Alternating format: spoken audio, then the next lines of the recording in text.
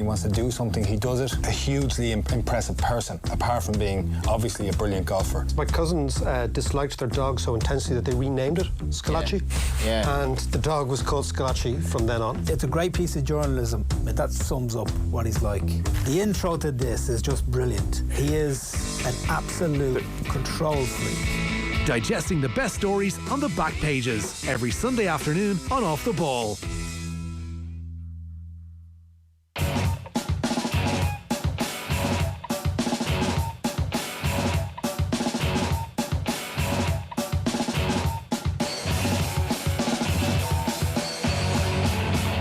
OTB AM.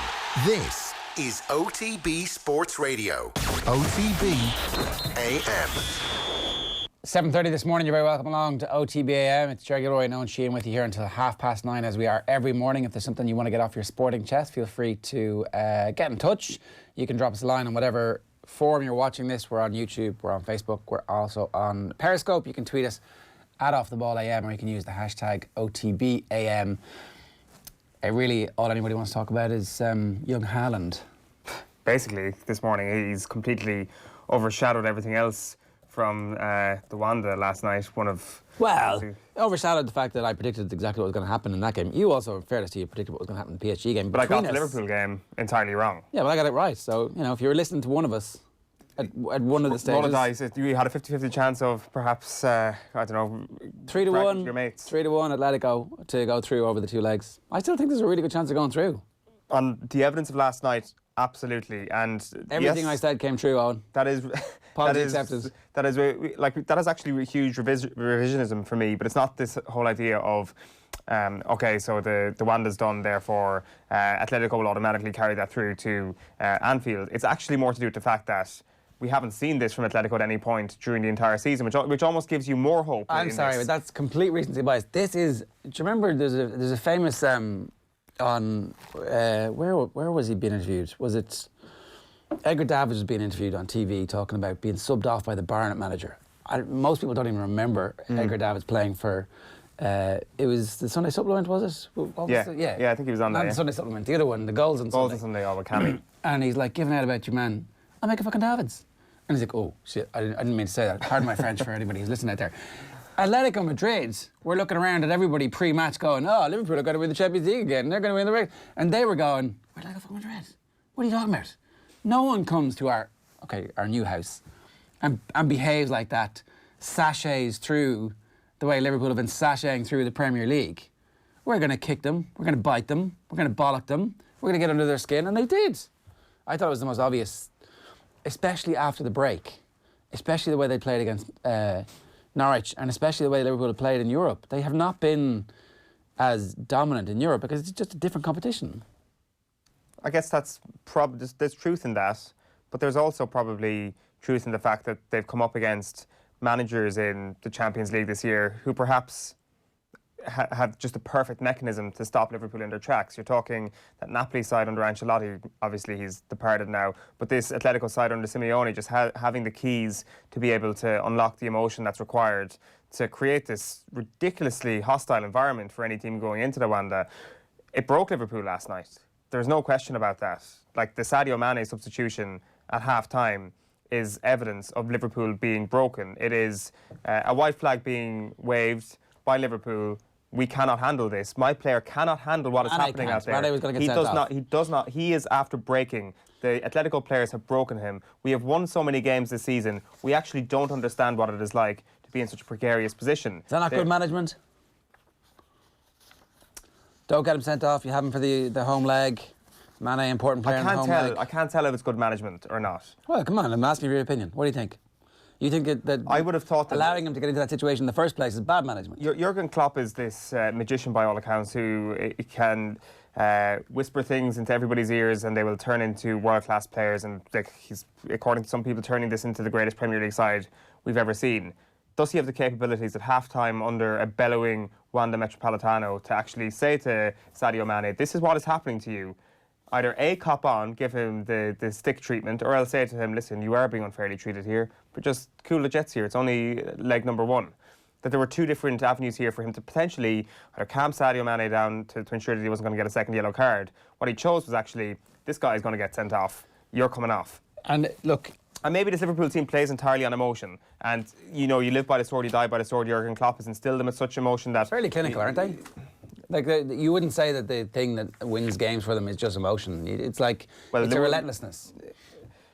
Like, and I guess the way they've won so many games late on the season from fairly tricky positions in the Premier League would suggest that there is more than just emotion there. But still, I would have thought that if you're going to suggest that players go for this unbeaten season, to have the legs to go for that, to have the mentality to go for that, they might also get so fired up that they will be walking a tightrope. And that's what Sadio Mane was last night. But it was just very interesting. Like, you're looking at Andy Robertson's quotes this morning, like he's talking about the officials making a mistake for the goal, that kind of misinterpreted a ricochet.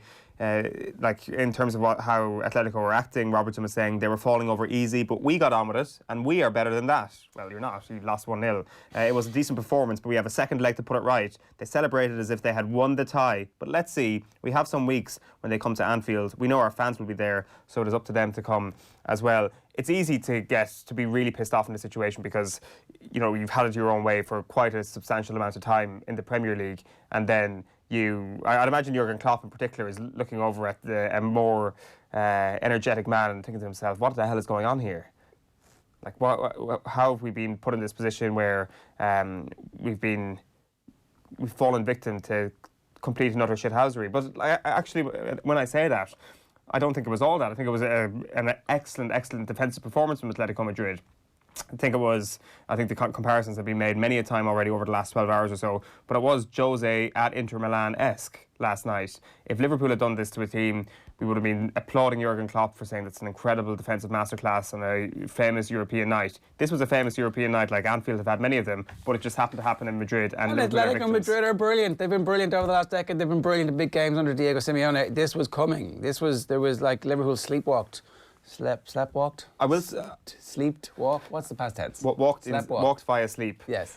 I will say that it's not recency bias. It is recency bias. It is, you can take it for granted how great they are. But recency bias... You said they were going to hammer them. I did. Trash them. But recency bias is fine because it's called form. It's not called recency bias, it's called form. Well, that's recency bias. You're looking at somebody... Form's not that bad. People were upset that they didn't have more Liverpool current players in that Carragher-Roy Keane team than a treble-winning team 48 hours ago.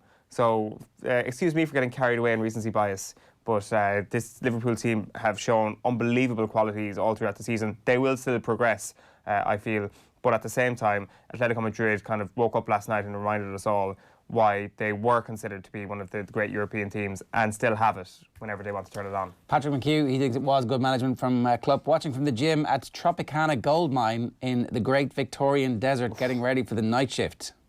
Wow, that is...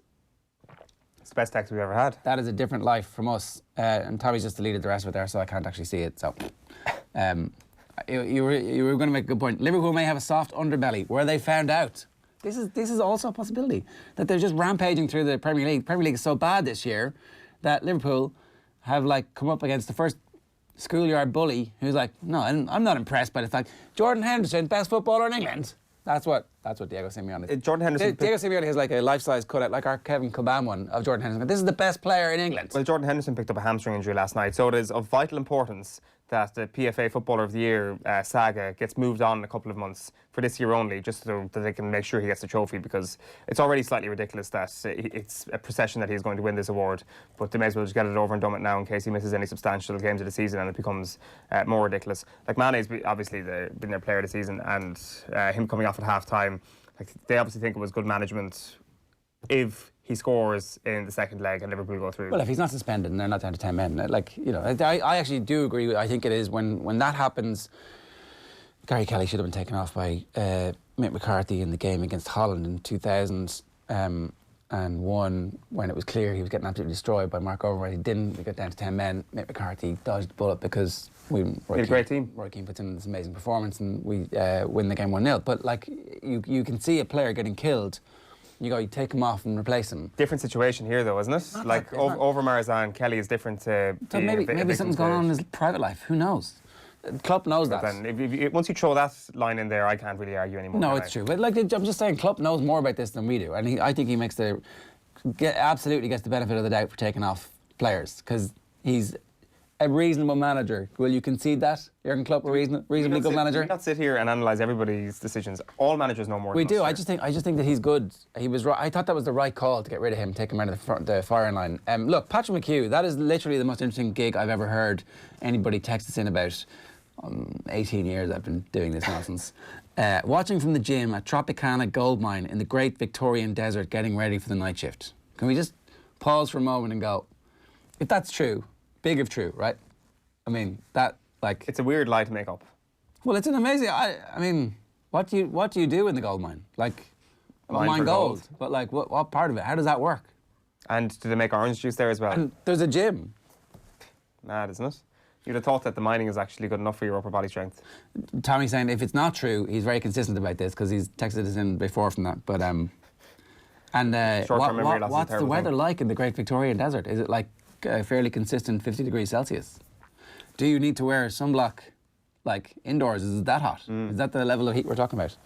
But listen, thanks for the comment. And I don't know. I don't know if they've been totally found out. I think that there's a They will go possibility. through, I think. It's a possibility they smashed them in the return leg. But then again, there's a possibility it's 0-0. There's a good possibility it's 0-0. Lads, getting panicked. We will get them back in Anfield, says a bot S00065705. And Shane Finnegan says, unfortunately, Liverpool will thump Atleti in the return leg. Well, we'll see. The glorious uncertainty of sport. Tell us, where else are people watching from around the world? We'd like to hear from you. We were supposed to talk about Haaland. We got sidetracked because I just wanted to brag about the fact that I predicted that was going to happen. You should be bragging about this. You absolutely predicted that PSG weren't going to win. Well, this is only, in Dortmund, leg one. I did predict Dortmund would progress, so halfway there, and it didn't. Anybody could have predicted that Erling Haaland was probably going to score in a couple of these ties. If you type in Erling Haaland's name into Twitter right now, you get an incredible slew of statistics. Just three of them that stuck out to me this morning. Erling Haaland has scored more goals in Barcelona in the Champions League this season. 10. He's now scored more Champions League goals in one season than Eden Hazard has done in his entire career.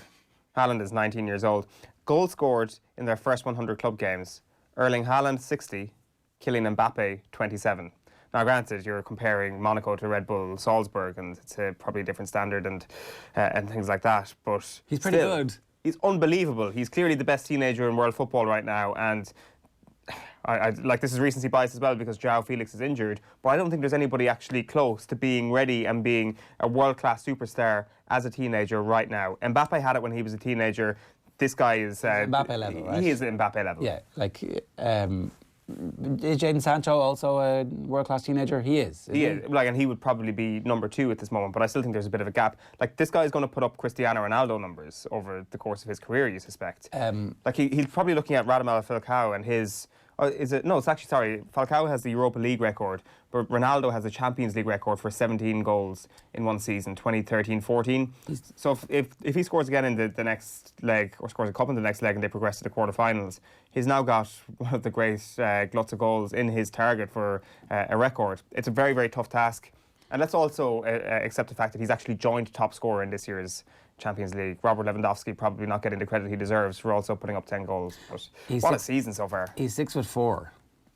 That helps. It helps when you're young. But he moves like a 5'9", 5'10". Not 5'9". He moves like a 5'10" striker who's like able to glide across the pitch. It's like when Olivier Giroud scored that back heel one time. We were like, I can't believe that big guy can do that. Except Haaland can do this all the time. He's always doing those things that you don't expect a big man to do.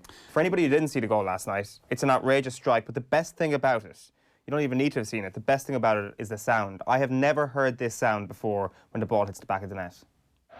Will there be more to come in this final quarter of an hour? Here he is again. Oh, heavens above! Wow! Erling Haaland's second goal of the second half.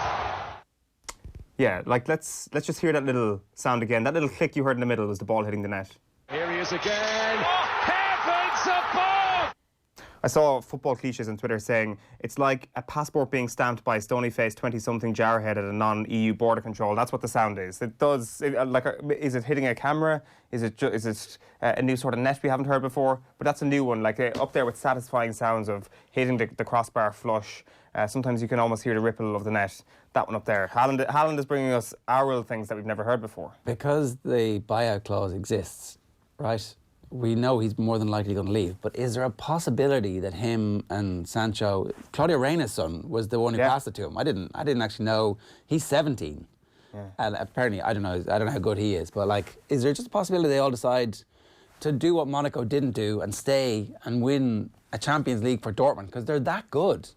Next season, if they all stayed one season at Dortmund and just took off the pressure of being the superstar that Real Madrid or Man United or Liverpool have invested 100 million quid in, because where they might sit on the bench for a little while, play out your age 20 season and become an all-time legend at Dortmund, and then take your money.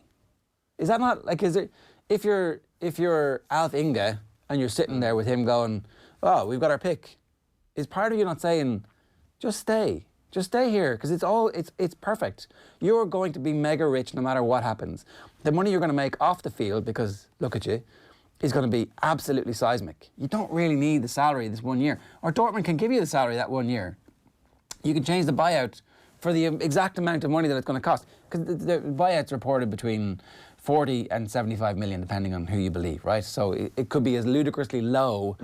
And we're saying it's ludicrously low to buy him because as soon as you get him for 75 million, he's immediately worth 150 or 200. Yeah, probably 200. The thing about this, and it kind of supports your argument, is that this is not the same thing as Mbappe and that great Monaco team. It's certainly not the same as that Ajax team, because this is Borussia Dortmund. This is not Ajax or Monaco. They play in an incredible league, and they are always contending in Europe with a half-decent team, or certainly have been over the last decade. So they can stay, and they have legitimate hopes of replicating this next year, and perhaps having designs and going all the way in Europe. This is not like where Monaco and Ajax were thinking to themselves, we got a bit lucky in certain games here.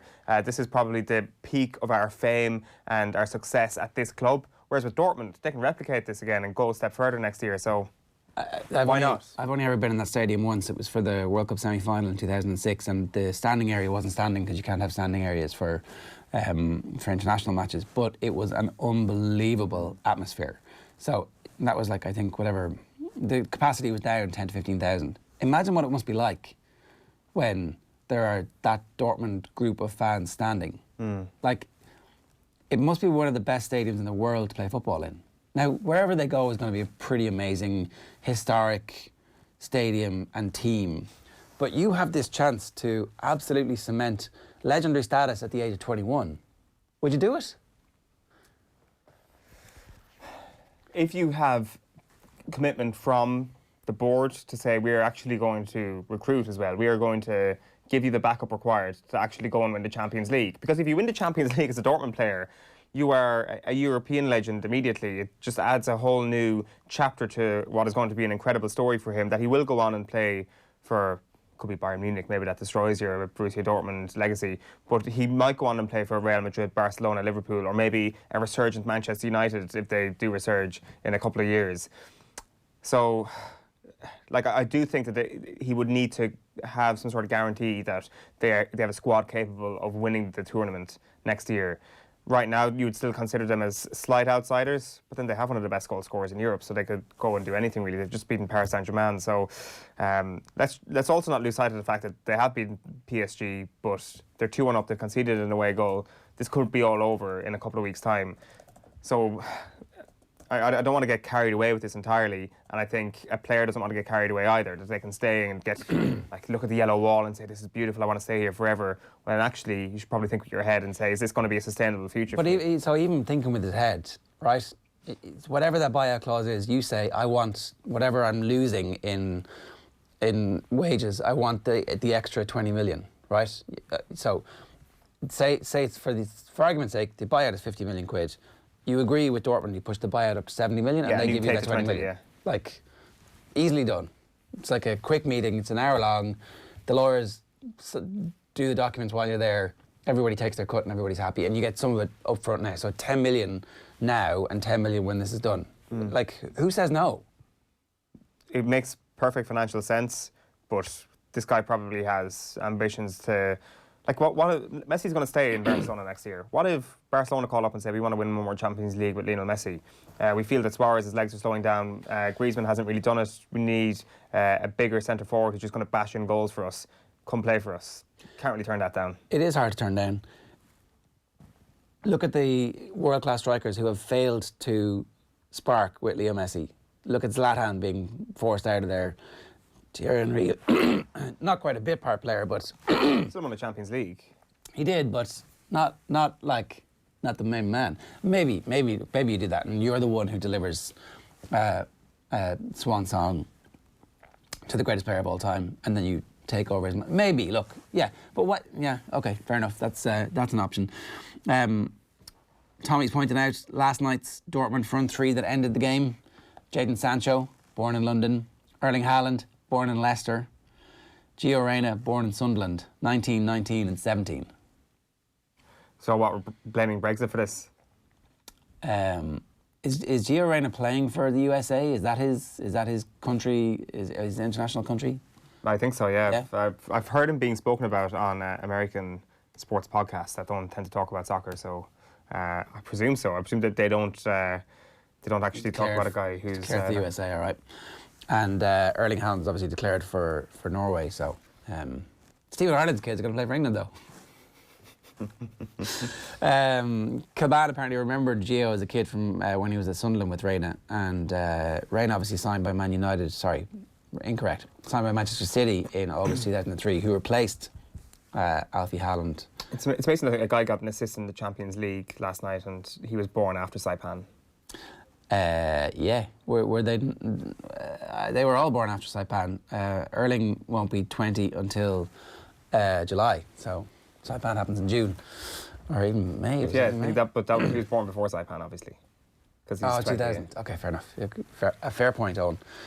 Bring your facts to bear. 7:51 this morning.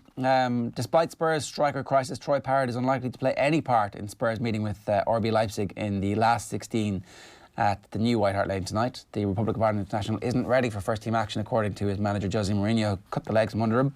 Spurs are without Son and Kane. Mourinho says he doesn't think Son's going to feature again this season due to a fractured arm, which we saw no evidence of when he was being interviewed in the aftermath of the game by our own Nathan Murphy. He was happy as Larry, having scored the 92nd minute winner against Villa at the weekend, doing media, and it appears he broke his arm in the game. That's what the report was anyway. Atalanta versus Valencia also kicks off at 8 o'clock tonight. In the Premier League, Man City meet West Ham in a game originally postponed due to Storm Ciara. Kickoff is at 7:30. City's first outing since their two-season Champions League ban by UEFA, of course. Andy Farrell's going to name an unchanged side this afternoon for the Six Nations clash with England. That's what we're expecting anyway, which means Peter O'Mahony's set to continue in the back row. Caelan Doris likely to be restored to the replacements after missing the win over Wales. Farrell will reveal his hand for Sunday's showdown at Twickenham just before 2 o'clock this afternoon. In GAA, the Air Grade Munster Under-20 Football Championship quarter-finals take place tonight. Clare are up against Waterford. The winners will meet Cork in the semis, and Kerry await the winners of the clash between Limerick and Tip. Both games throw in at 7, and there is a 7-race card at Punchestown this afternoon, with the first off at 1:40. Here we are at 7:52, telling you what's coming up on the show. Top 5 stories coming your way at 8 o'clock. Sports news at 8:30. Tom Malone is out and about. Yesterday he was at Gordon Elliott's yard. Today he's at Willie Mullen, so we're going to talk to him a little bit later on as well. Jeremy Guscott's going to join us at around about 8:40 this morning. Will Fleury is going to talk to us about Bellator this weekend, and Swim Ireland. I'm going to tell you about our swim for a mile escapades and get a bit of expert advice about nutrition coming your way at 9:20. Now though, time for the papers. OTB AM. I'm going to start with offtheball.com for you here. And first one up is obviously the Atletico approach, Mane substitution, and the Henderson update from Jurgen Klopp post-match. And we also have a story about golf. He's a little bit pissed off. The secret to Rory McIlroy's good form. It's coming from Paul McGinley. That's just given his thoughts on the impression Rory McIlroy has made during his opening round of the season. This video is up on offtheball.com. Yeah, he was saying... Since Portrush, he has played 12 events. He's had 10 top 10s, 8 top 5s and 2 wins since Portrush. There is, to use the word actually he used himself in the third interview with Paul Kimmage at the weekend, intensity. There has been an intensity about McIlroy in particular for the last 6-7 months? Oh, I think there's no doubt about that, Joe. You know, I've talked with you over the years about pointy elbows, and this is exactly what I mean. We haven't seen this for a while from McIlroy. We do see it now. He's got his bite back. He's got his competitives back. He's got that edge. He's got that little bit of narkiness about him, which is when he plays his best. He's got that edge about when he's got a point to prove, you know, when he's on the edge and he's kind of a little bit pissed off. That's when he seems to play his best. And that combined with a real upturn in his putting statistics is a reason why all of a sudden he's gone on this surge of incredible play over the last number of months, as you say. Because he certainly, I mean, there were very interesting conversations, and he talked a lot about his mindset with Paul Kimmage in the Sunday Independent, and he certainly rails against the notion that you take any heed of anyone else, or you worry about points to prove, or you play in any way angry or with a certain narkiness or edge. And yet, post-Port Rush, you feel like he has been out to prove a point, and the Koepka rivalry seems to have stirred him. Again, he doesn't want to pitch it as a rivalry, but we even saw the difference between when he played with Koepka in Memphis versus a couple of weeks later. There was a difference in his demeanour, and that is certainly there. And as your phrase was pointy elbows for a long time. That is there now. There is a difference there, even though he mightn't exactly want to buy into it publicly. Absolutely, no doubt. I see with my own eyes. I know him. I observe him. I watch him, and he's definitely got an edge. He's got a bite about his competitiveness that he didn't have, 18 months ago or a year ago, Joe. And it's quite clear to see.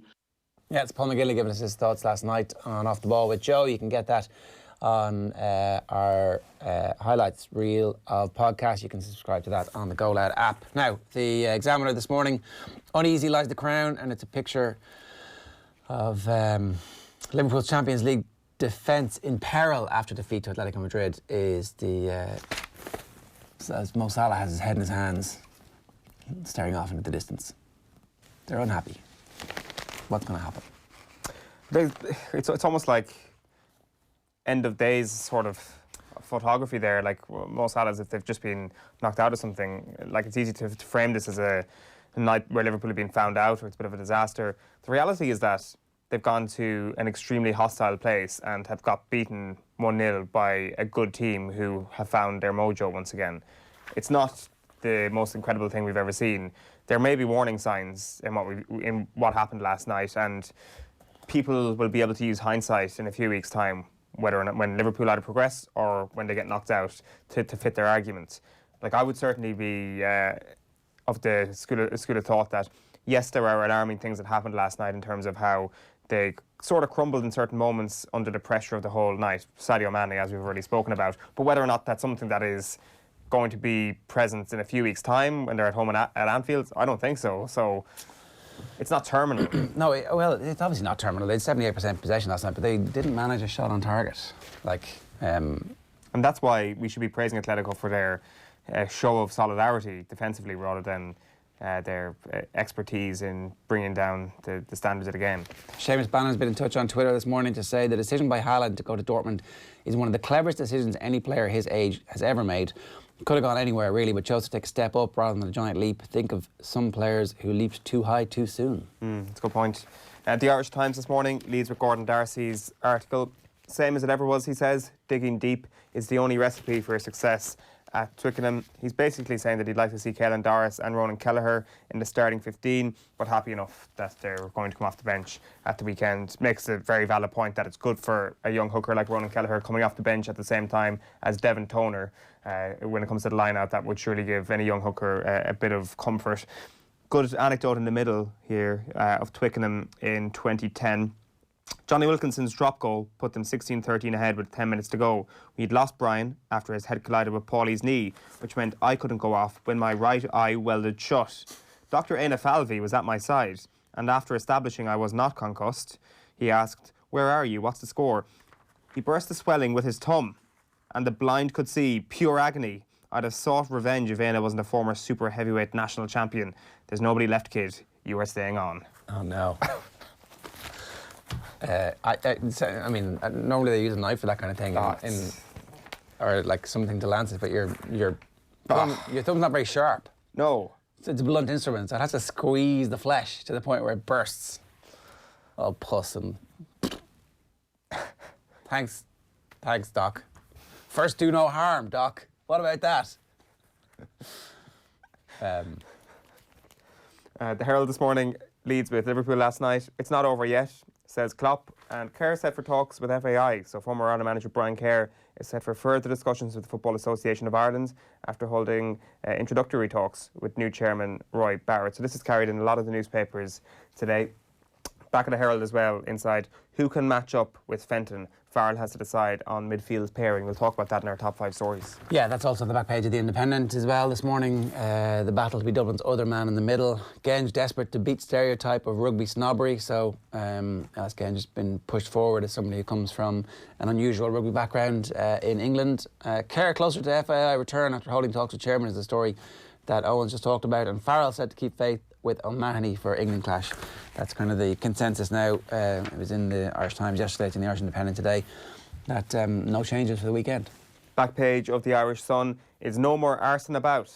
Wenger says we'll change the offside rule. And this is very interesting. So Arsene Wenger has a role as FIFA's head of global development, and he's vowing to change the offside law for next season.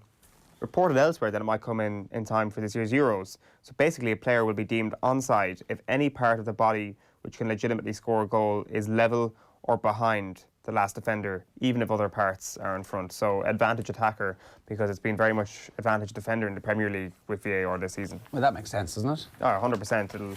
It'll like, does it then change how disillusioned we become with VAR? I think it probably would, because you'll have less goals being chalked off, I guess. So, yeah, it's a positive step, maybe in time for the Euros this year.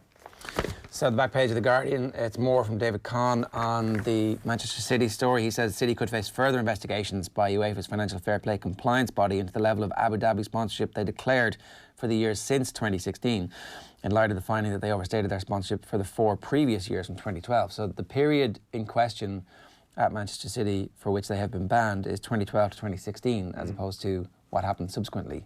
It's kind of like look, we've got you now, you're going to get punished for that. Everything's grand now, right? So well, it's kind of like the Saracens situation after they got their relegation. It's like, is everything okay now? Like, is this a retroactive action from everybody, and have things changed since the timeline involved? So obviously they're looking for post-2016 information from Manchester City now as well. So things could get worse for them, and maybe all the bullishness from Manchester City mightn't be that well placed after all. So he says that there are 2 specific issues that are raised from the finding that City overstated the sponsorships. The first is whether their submission for the years after 2016, that Etihad was fully funding the sponsorship, can be taken at face value anymore, or whether an investigation is needed to determine if that was being subsidised. The emails, particularly 2 sent by City's then CFO, suggested that the Etihad sponsorship was largely being funded by ADUG, the company vehicle belonging to their owner, Sheikh Mansour, which would be like, not allowed to do that. Can't do that. Well, I mean, it turns out you can, but if you get caught, you get punished. A couple of interesting racing stories on the front of the Racing Post today. You've got Lorena out to get back on track. The Mullins mare takes centre stage at Punchestown today. And Gordon Elliott was obviously doing the rounds yesterday. Says there's no need for hype with Envoy Allen. If you win 7 out of 7, people tend to talk about you. So Envoy Allen is obviously running in the Ballymore Novices Hurdle, no bigger than 5-4 to win that, being seen as the Irish banker already for Cheltenham Week. Back page of the Racing Post then is Bulls can charge to Spurs' success. Leipzig ready to prove they aren't such a soft touch. This has been the take ever since the draw was done, that Spurs actually had the toughest draw of all the English sides. So we'll see what Leipzig are made of over the next couple of weeks, because there's plenty to talk about them, and obviously Spurs are missing a few players. So clearly people are favouring Red Bull for this encounter. The front page of The Telegraph is a picture of several Liverpool players, 4 of them in fact. Shut out is the headline. Holders Liverpool failed to muster shot on target in Champions League setback, and beating the snobs, how Genge has proved his class. It's interesting that The Telegraph going with a class headline about class. Obviously, no institution in Britain more obsessed with class than the Daily Telegraph. Generally, their sports department has been largely immune to the vicissitudes of The Telegraph and the rest of the paper, but literally no institution in Britain more obsessed with class than the Tory party and The Telegraph, joined at the hip. At least the sports section is a pull-out. So it is a physically different entity. And they have now made it so you can subscribe just to the sports section. That's actually a good point. One of the only newspapers to do that. Back page of the Mirror is, so this is what losing feels like. It's a picture of Jurgen Klopp there, unbeatable in the Prem, but Klopp needs another magic Champions League night at Anfield after Madrid defeat. The thing is, where would this rank in magic Anfield nights if they were to win the second leg 2-0? Like, there's been so much crazy stuff that's happened to Liverpool in the Champions League over the last few years that it probably wouldn't even be top 3. So, but still, some magic is required. Not a long way off is Mick Scully's piece on this article around Shane Long. Shane targets role against Slovakia, spoken of his desire to break back into the Ireland setup for the Euro 2020 playoffs next month. Wenger's rewriting offside law to solve VAR nightmare is their story on that one. And Jose talking about how things couldn't be worse after Son's bad break. Kieran Donaghy also doing the rounds after his Lakewood Gale premiere yesterday. GA need to stop online abuse, he says. We'll talk maybe with him about that on Shot Clock this week. Role reversal, and that's Saul in the misspelling of reversal so that you know what it is after the goal last night. So Pool lose but club defiant, and then also Donaghy wants GAA to act on online abuse. Son is out for the season. That's the headline over the piece that is essentially saying there'll be no Troy Parrott. And Brian Kerr doubts Robbie Keane role.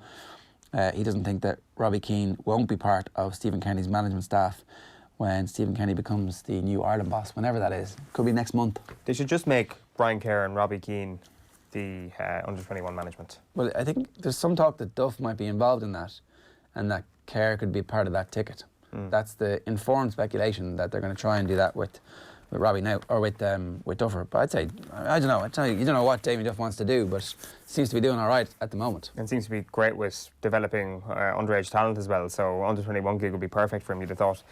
Back page of the Irish Daily Mail is back in favour. FAI clear way to bring Kerr in from the colds. Klopp comes a cropper, writes Dominic King in Madrid.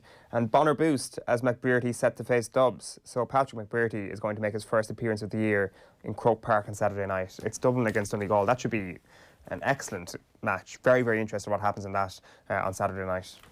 What particularly? We've spoken so much over the last few weeks about how Tyrone have suddenly reclaimed this third spot. We spoke the week before that about how Galway have reclaimed this number 3 spot. Donegal would have thought that they were the number 3, and then Mayo came along and swooped them out of it last year in the championship. They have the talent to be a real threat and to cause an upset, and they haven't shown it in the last couple of years. Haven't been to a semi-final in the All-Ireland since 2014, let alone a final.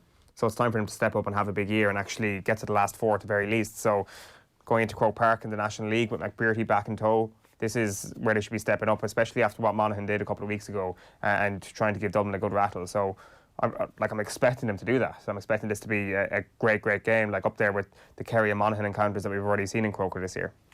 The back page of the London Times this morning is that same story that you were talking about. Arsene Wenger, new offside rule could be used at the Euros. And again, it's Mo Salah just about to put his head in his hands. Liverpool finally show they're human, beaten 1-0 by Atletico last night.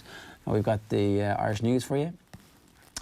County spending should be controlled top to bottom. Harbinson proposes cap and minimum level for investment.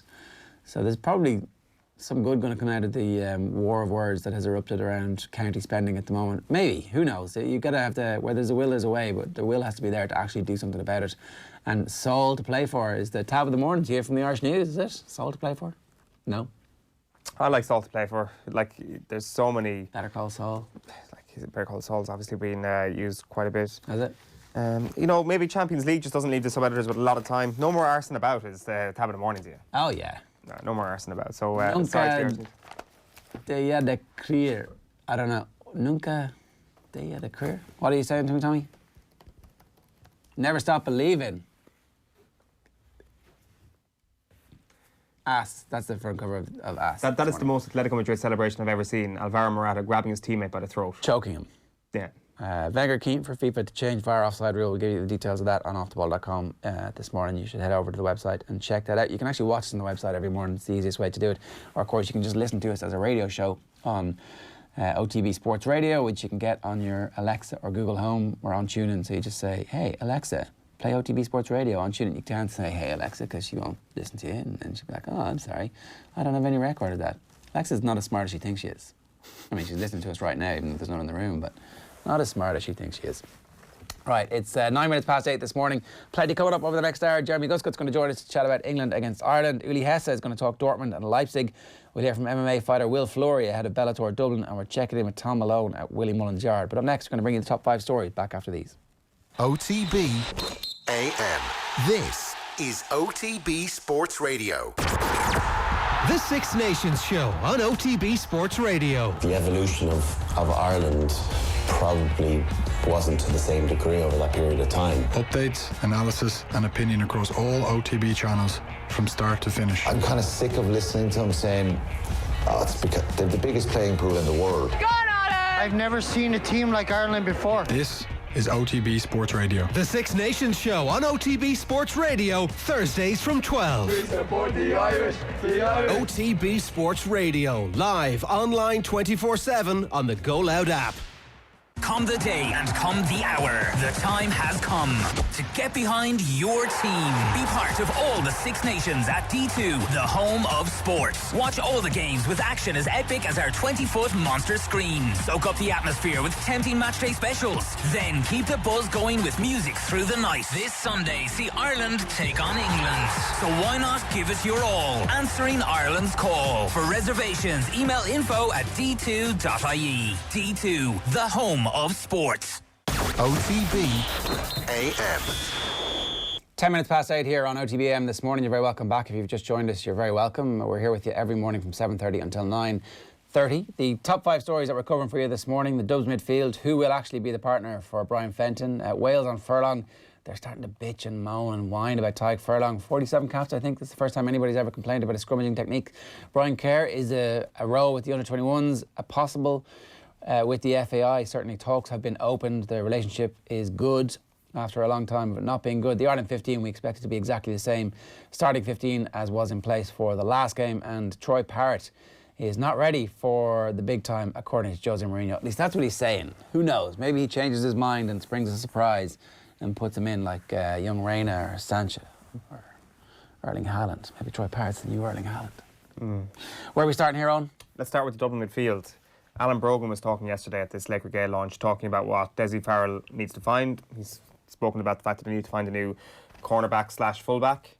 And he did do the whole, with all due respect to Rory O'Carroll and Philly McMahon thing, but still need a new cornerback/fullback. Spoken about needing a forward, kind of mentioned Sean Bugler as potentially that guy.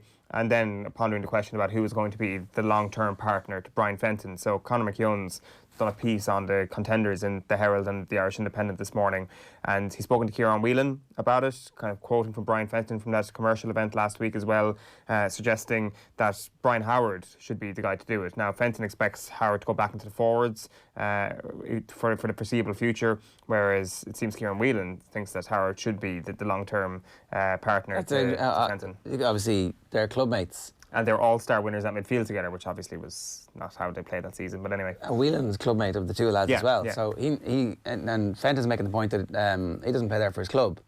He doesn't play in the forwards for his club. But obviously, he doesn't play in midfield for his clubs. He plays in the forwards. But obviously, at Raheny, you don't have 12 sensational forwards that Dublin have. So there might be room for him at midfield. He might be the perfect midfield partner.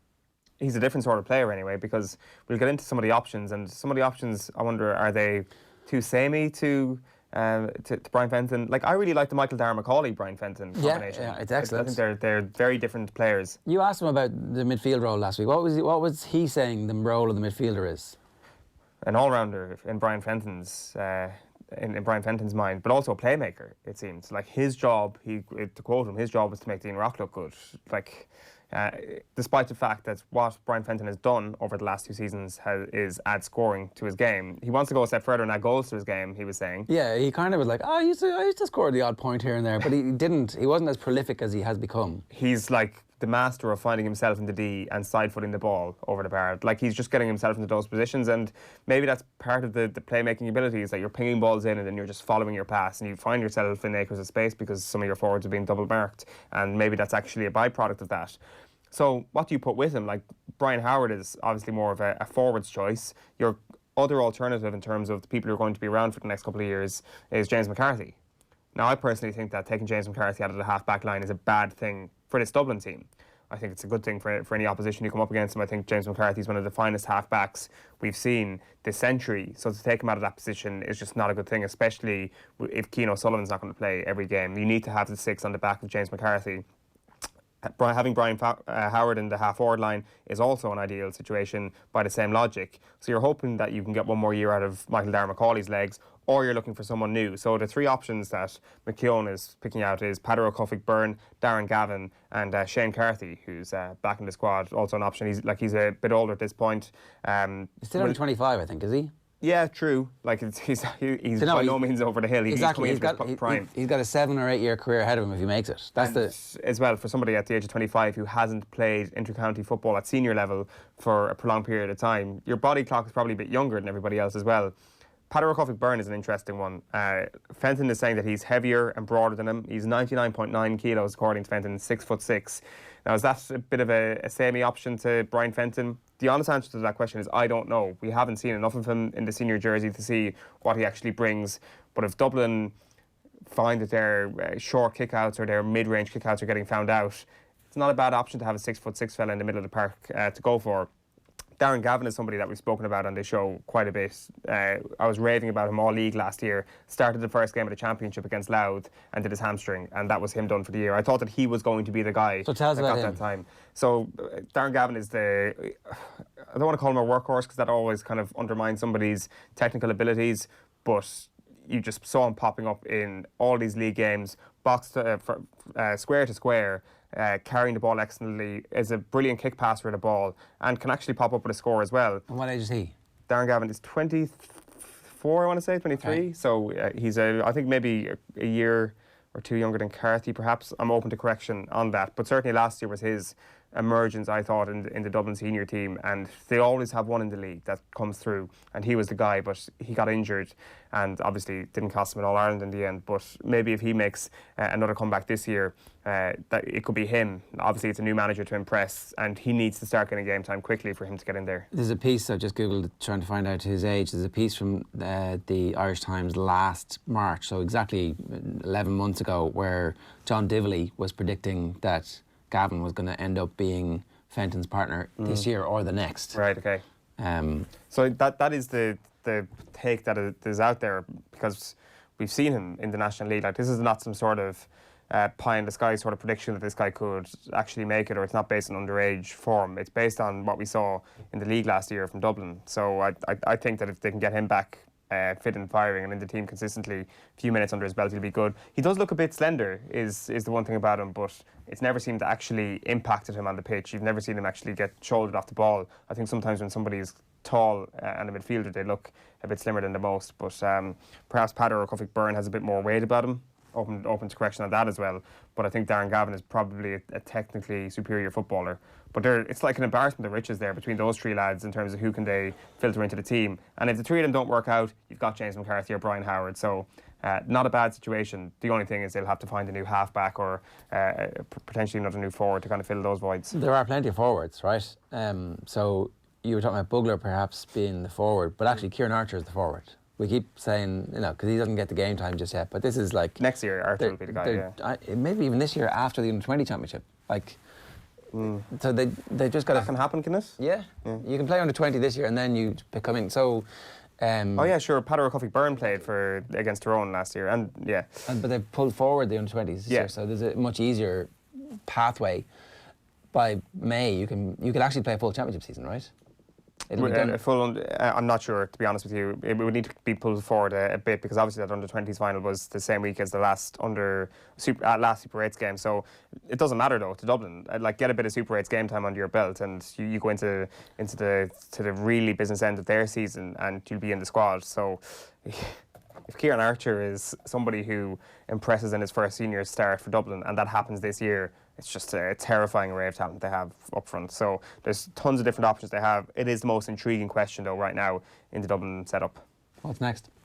What is next in our top 5 this morning? Wales and Furlong. Thank you, Tommy, for reminding me in my ear this morning. So Tyke Furlong scrummaging, as you said there.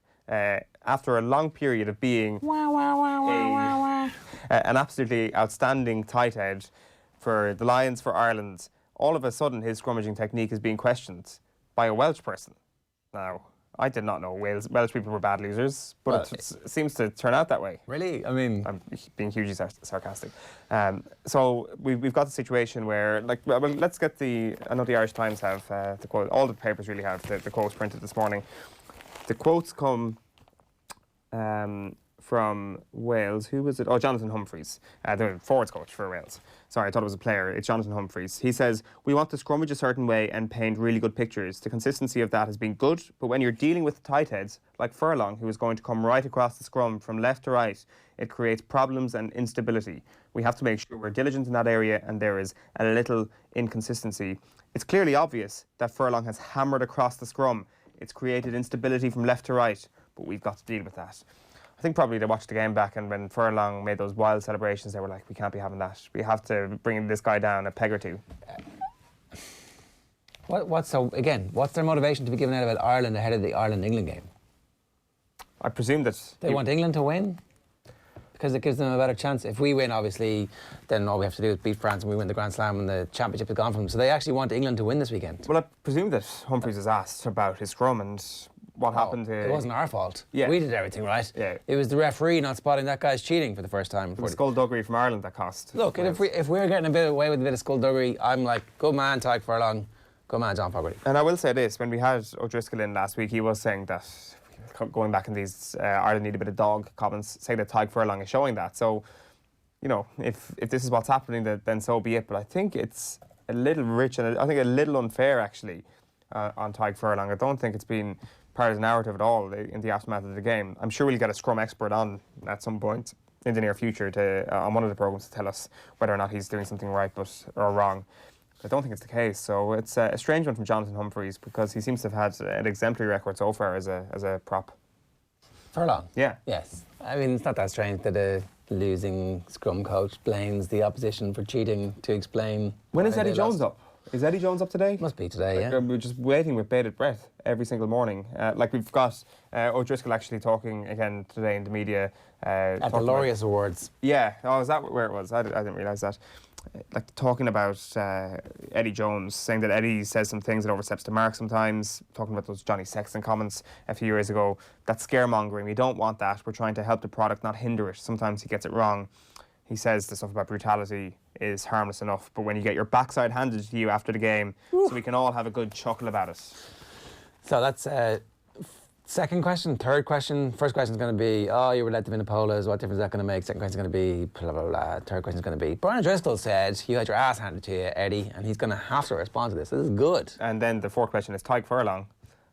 Does he cheat in the scrum? Yeah. Is that something you're going to bring to the referee's attention ahead of the game this weekend, Eddie? Apparently there is some tension between England and Ireland in the past. Do you hate them? Do they hate you? You can just basically quote what I just said there, Eddie. Should we? Give me the line. Should we? Yeah. Well, he had a line about remember that? I mean, that which I thought was totally fine, but there was a minor controversy about it at that private gig that he did. Was he in Japan? Was it the bloody Irish, the stinking Irish? Cheating Irish, was it? Was it? Oh, the stinking Irish, maybe. Was that it? The what? I can't hear you. Scummy Irish. That was it. Scummy. Irish. Yes. Oh, and he apologised Alex, for it. Yeah. Scummy Irish. Like, all right, Eddie. I mean, they did hammer us twice since then, with like a devastating defeat. We did get very sensitive about that Scummy Irish. I didn't. Like he was. We didn't. As a nation, like it was very much tongue in cheek, and a lot of what he says is. Almost everything he says is. So like we're basically in a situation that Jurgen Klopp was in at halftime last night. We, as a nation, have to prepare ourselves for what's going to come tomorrow from Eddie Jones. Everybody, this is a PSA. Calm the jets. Don't worry if he insults your family, if he insults your personality. Do not worry. This is Eddie Jones. He's just trying to get under your skin as an Irish man or woman. So this is what we've got to look out for over the next 48 hours. You should WhatsApp that video around to the Ireland team. 24 minutes past 8. You've time for two more quick stories. Brian Carter, the under-21s, Troy Parrott. Yeah, Troy Parrott has been spoken about once again by Jose Mourinho yesterday. It's Control-C, Control-V from a couple of weeks ago, which is a situation that he says Troy Parrott is not ready to play. However, things have changed. Heung-min Son is out for the season. Harry Kane is out for a long time. They have no attackers. Ryan Sessegnon is not a striker, he says, and Troy Parrott is not ready. everything has gone downhill since Jose Mourinho handed him the ball. And obviously 11 days into his new contract at the moment at Spurs, was linked with a move to Charlton on a loan basis during January. As time goes by, that looked like that would have been the correct decision.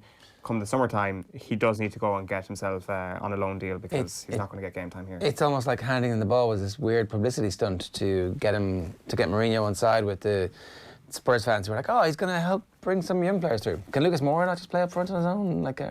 He clearly can, yeah. So like that's a situation that's what it's going to be for them. Moura as your false nine, obviously. It worked a treat for them against Ajax last year. There's the picture. Jose, take the ball, kid. This is the last time you're going to get any publicity this year, apart from when I'm nagging you in the press.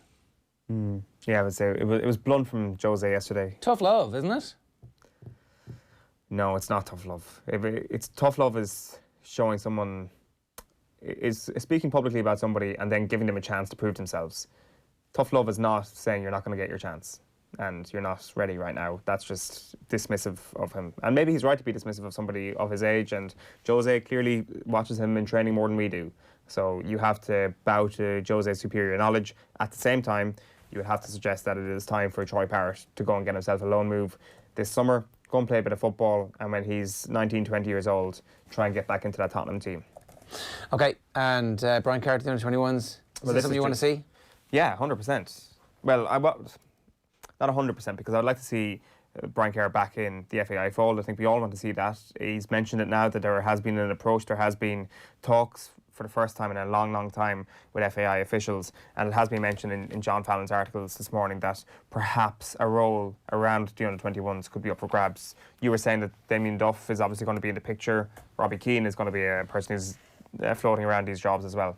Yeah, Keane's contract obviously changed whenever he went to Middlesbrough. It was renegotiated from the big contract that he had at the start to something smaller, according to a story in the Sunday Times over the last couple of weeks. So we'll see exactly what the scenario is and whether or not he sticks around at the FAI. He could just end up in an ambassadorial role. He could end up in a coaching role at one of the other underage teams. So many prospects on the table for that. And finally, the Ireland Perspective 15 looks like being exactly the same as the 15 for the last game. Just a change in the bench. Doris in for Deegan. As we said at the top of the show during the papers, Gordon Darcy wants to see Doris and Kelleher in the starting team, but I think he accepts that it's not going to happen this weekend. So no changes overall. Really no surprise. I don't think anybody deserves to be dropped after the performance against Wales.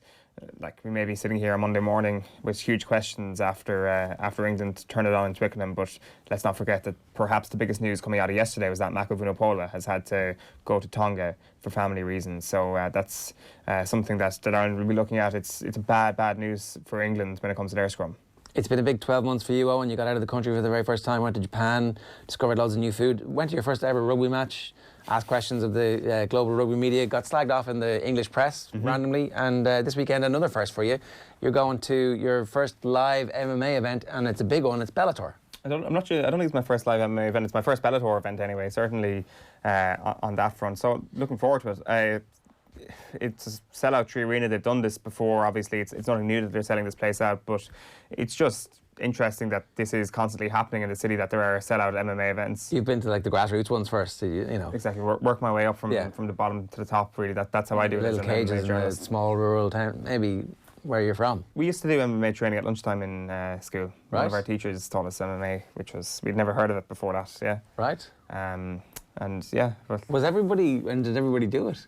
A lot of people did it, yeah, and then it just became a thing where some kids progressed to actually just going to the evening classes of MMA in the gym in Killarney, and then that's where I fell off the bandwagon of mixed martial arts. But so, you know, you're like Gareth in The Office. You haven't seen the English Office, but you could like take me down with just a look. Just with just a look, but right. A spell, yeah. You should demonstrate some of your MMA skills for us. I wouldn't be able to do that. We could get out there and go on. I would not be able to do that. And in a dark alley, would you be the man to be behind? Because you can, whoever attacks us. I'd be able to talk our way out of trouble. I just arm the knife out of that young man's hand. Well, the guys that were trying to grapple me, I was just talking shit to them, and I won every fight in that MMA. So that's not going to work for the people taking part in Bellator this weekend. What do you expect? What? Are you going to do one of your fan videos? Not quite. I'm interested in speaking to people who are attending. especially early on in the day, because like we've got our Will Fleury piece coming up later on, and he kind of talks through, he's got a great bit at the end of our interview talking about the great Irish talents on show that are just kind of away from the headlines at the moment, that aren't being given much mainstream coverage. Our UFC fighters have obviously gotten a lot of coverage over recent years. There's been a lot of negative coverage, and is that attached to the sport of MMA? Part of me thinks that is the case, that people who don't attend or don't watch a lot of the sport actually connected to MMA and UFC, and you can't possibly detach them.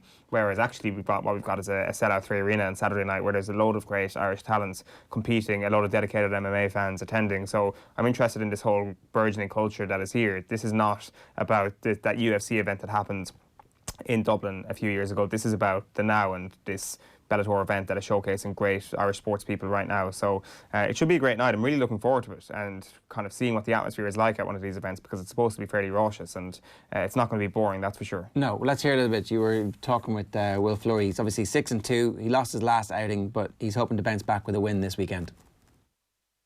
Do you see yourself on a good path after maybe another couple of wins of getting that graduation onto the main cards consistently? Well, I was on the main card for my last fight, and I think, in general, I'm considered, one of the higher level Irish fighters. That's not something I'm necessarily that happy with, if you know what I mean. Ultimately, my personal goals are a hell of a lot bigger than that. So it's on me now to get out there and show that, and address that. Do you ever find a barrier within the organisation to achieving that? No, not necessarily. It's you. Look, if you show up and smash the guy in front of you every time, there isn't going to be an issue. I failed at that. That's been my issue. I went to Rome and I lost that fight. I went out in Dublin and I lost that fight. And it's on me to make those adjustments. One of the last things I wanted to ask you about is, what flag are you going to carry this weekend? It's either usually a Tipperary flag or an Irish flag. Either way, you're showing some sense of pride in your county or a degree of nationalism. Time together. Is that what you did last time? Yeah. The two flags just bundled together. I'm actually going to try and get them stitched together in the next couple of days. So it's unbreakable. You can't really tear the two apart. Does that nationalistic streak within you actually motivate you going into a fight, especially in front of a home crowd in Dublin? There is a little bit of that, yeah. Especially this time last year. I was talking about kind of listening to all the Rebel tunes, walking down past the GPO and all that. That was really real. And it stirs something up in you. But again, ultimately it's going to be you. You're fighting for what you see as important to you. If other people want to invest in that, you want to see it as your country or whatever, great. But I fight for my own goals, and I fight for the person I see myself as. So yeah, okay, I can look at it as I'm fighting for Ireland. But ultimately, a lot of people in Ireland don't care. But I care about me, and I care about what I see myself as representing. So I buy into it that way.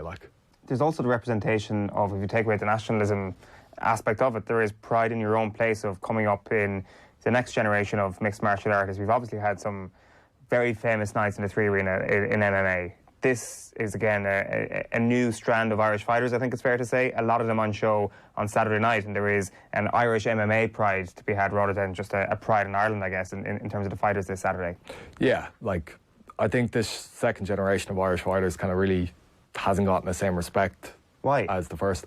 I don't know, maybe because of people are starting to see fighting as a bit more of a pantomime type of thing, or it's very real when you're in there, but it's a very strange sport. The fact that there is this element of it's show until it's not show. And people see a lot of the show stuff and they kind of go, they're only kind of giving each other a bit of guff at the press conference and all this. But it's very real once you're in there.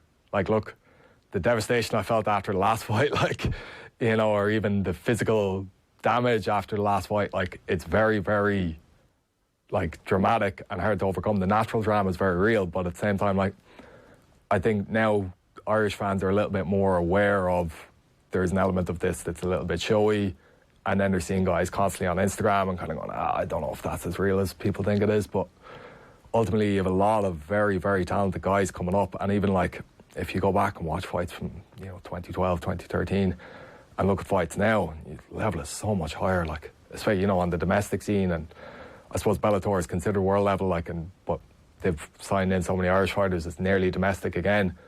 But look at the quality of the guys coming up. There's a young lad on the undercard at Zell, and he's a 10-time world champion kickboxer. He's making his pro debut. I think he'll be the first fight at night.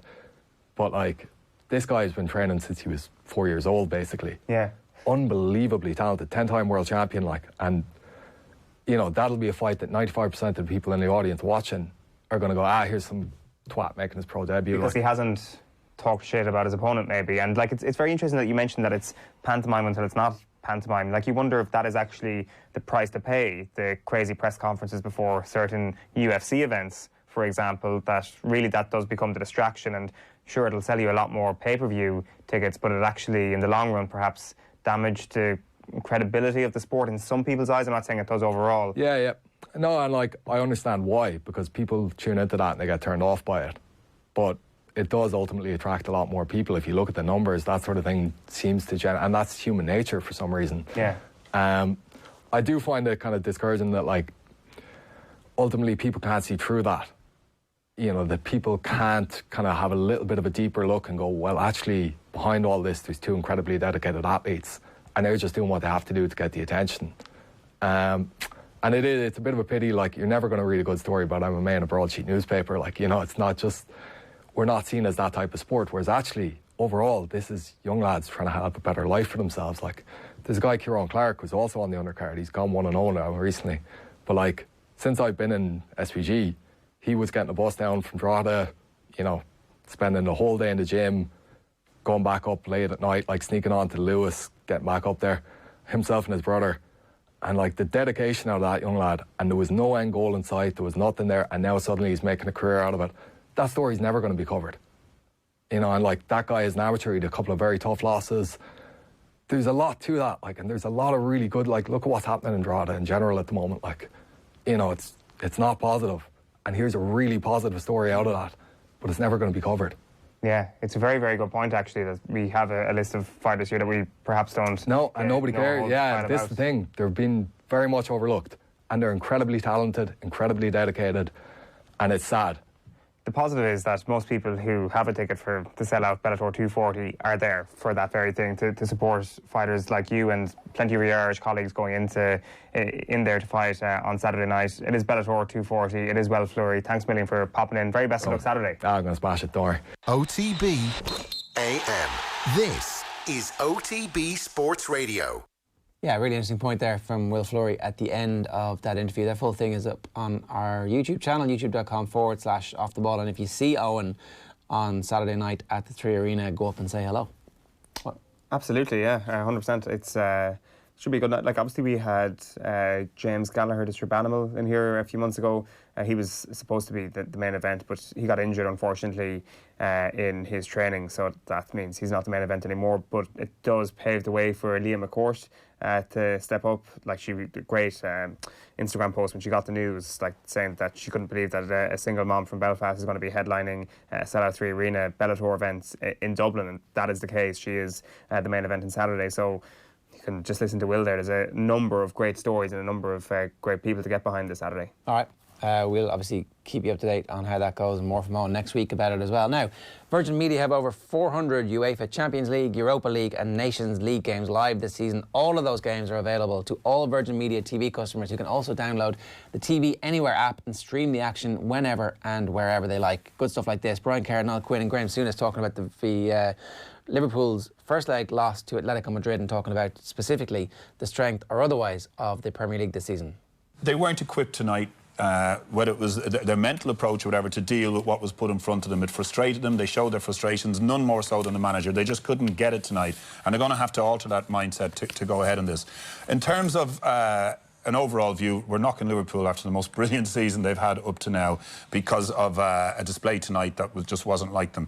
It's not a terrible thing that happened tonight. They're well in the game, although if there's an away goal scored the next time, I think it's going to be real tough. I can't see that Atletico side letting in 3 goals.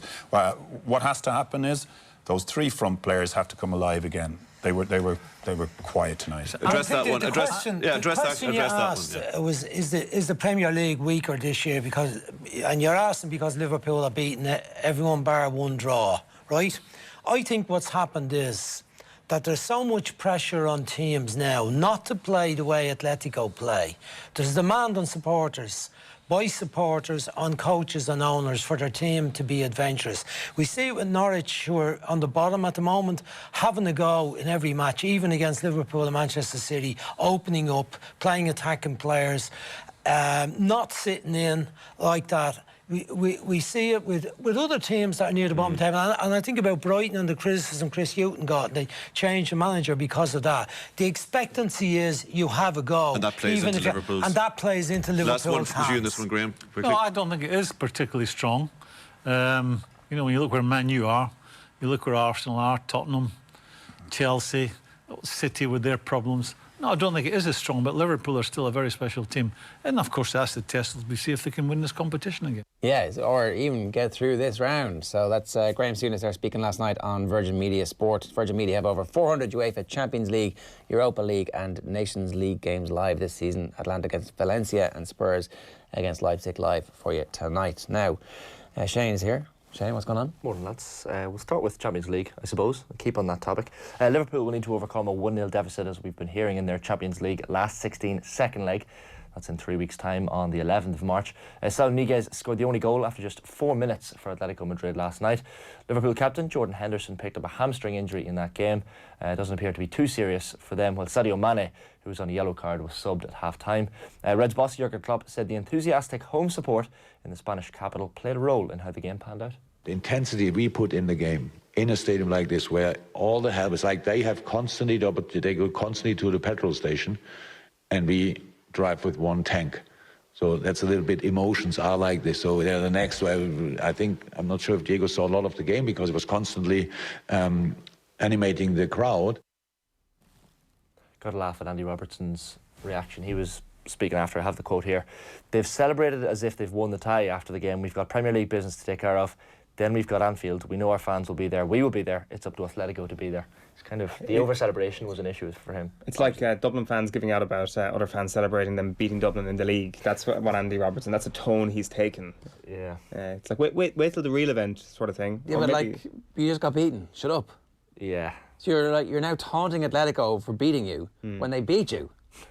See, they're not used to defeat this season, so they don't know how to take it when it happens. Especially because of how, I presume, there was such an energy from the manager of Atletico Madrid, the players of Atletico Madrid. The stadium, I'd say, is a bit annoying, the fans.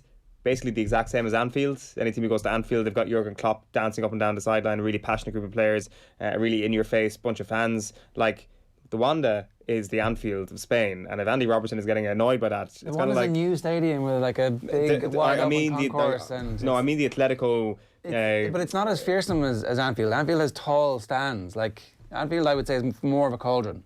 Last night looked like a very, very hot cauldron, actually. I don't know, last night felt just like more of a Spanish version, an Iberian version of Anfield, and I'm sure Andy Robertson appreciates that the thing is exactly flipped on its head when those Atletico players will step into Anfield in a couple of weeks, but I don't know, it'll look, it would be. I think that's exactly the same nonsense that got them in the trouble that they're in the first place. Oh, we're Liverpool, we're just going to roll over them. Like you, they're going to smash them last night. Andy Robertson is channeling his inner own Sheahan here, and it's not good enough. I said they would smash them over 2 legs. They've got it, that's like, give it out about them. Just shut up, say nothing. No, say that in the dressing room. Don't say that out publicly, because now Atletico going, oh yeah, all right. Still not respecting the fact that we're Atletico Madrid. What's wrong with them? It's because they're in such poor form, Atletico, in domestic They're not sense. that poor. Not in Europe, certainly not at home, but domestically they're not doing probably as well as they should be. It's because Liverpool have been going so well. It's like, what is this? Yeah.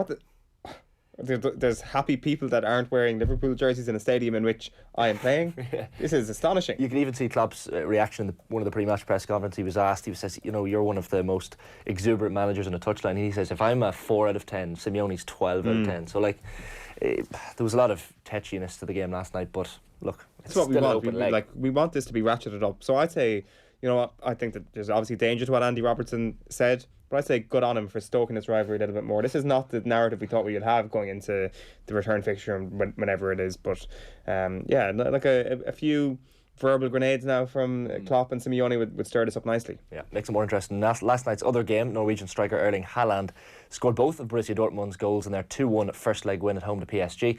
That takes his tally for the season to a stunning 39 goals in only 29 appearances and 11 in 7 since joining Dortmund back in January. Tonight then, an injury-hit Spurs welcome RB Leipzig to the new White Hart Lane. That's in the knockout stages. Jose Mourinho's side without Heung-min Son and Harry Kane. Son unlikely to feature again this season due to a fractured arm. That news coming through yesterday. Despite Tottenham's striker crisis, Troy Parrott is unlikely to play any part tonight. The Republic of Ireland international striker isn't ready for first-team action, according to his manager Jose Mourinho. The Portuguese boss says it's a difficult situation for the North London club. In some periods, I was worried about not having attacking options on the bench. Now I don't have attacking options on the pitch. So are we going to give up or are we going to fight the way we can? We are going to fight the way we can. Yeah, tonight's other game sees Atalanta take on Valencia for the very first time, the original fixture. That's the first ever meeting between the clubs. Both games, of course, kicking off at 8 p.m. this evening. You'd nearly forget there's Premier League tonight as well. You would. It's irrelevant, although hopefully West Ham lays, but anyway. Yeah, but it's a decent game. Man City meeting West Ham in the Premier League this evening. The original fixture postponed earlier this month due to Storm Ciara. City's first outing, of course, since they were handed a 2-season Champions League ban by UEFA. Second place City, 25 points off leaders Liverpool. The visitors West Ham in the relegation zone, a point from safety, so plenty to play for, at least for them.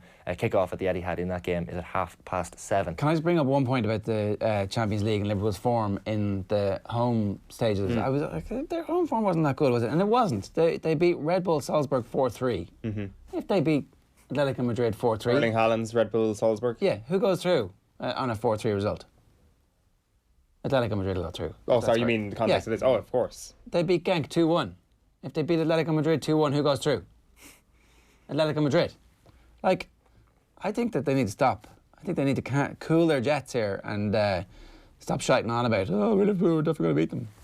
But they had close games last year as well, didn't they? I guess you have that in every Champions League campaign. Exactly. They're not going to roll through. This is Atletico Madrid. Yeah, some people took Atletico for granted, I think. Yes. Some Liverpool fans, 100%, yeah.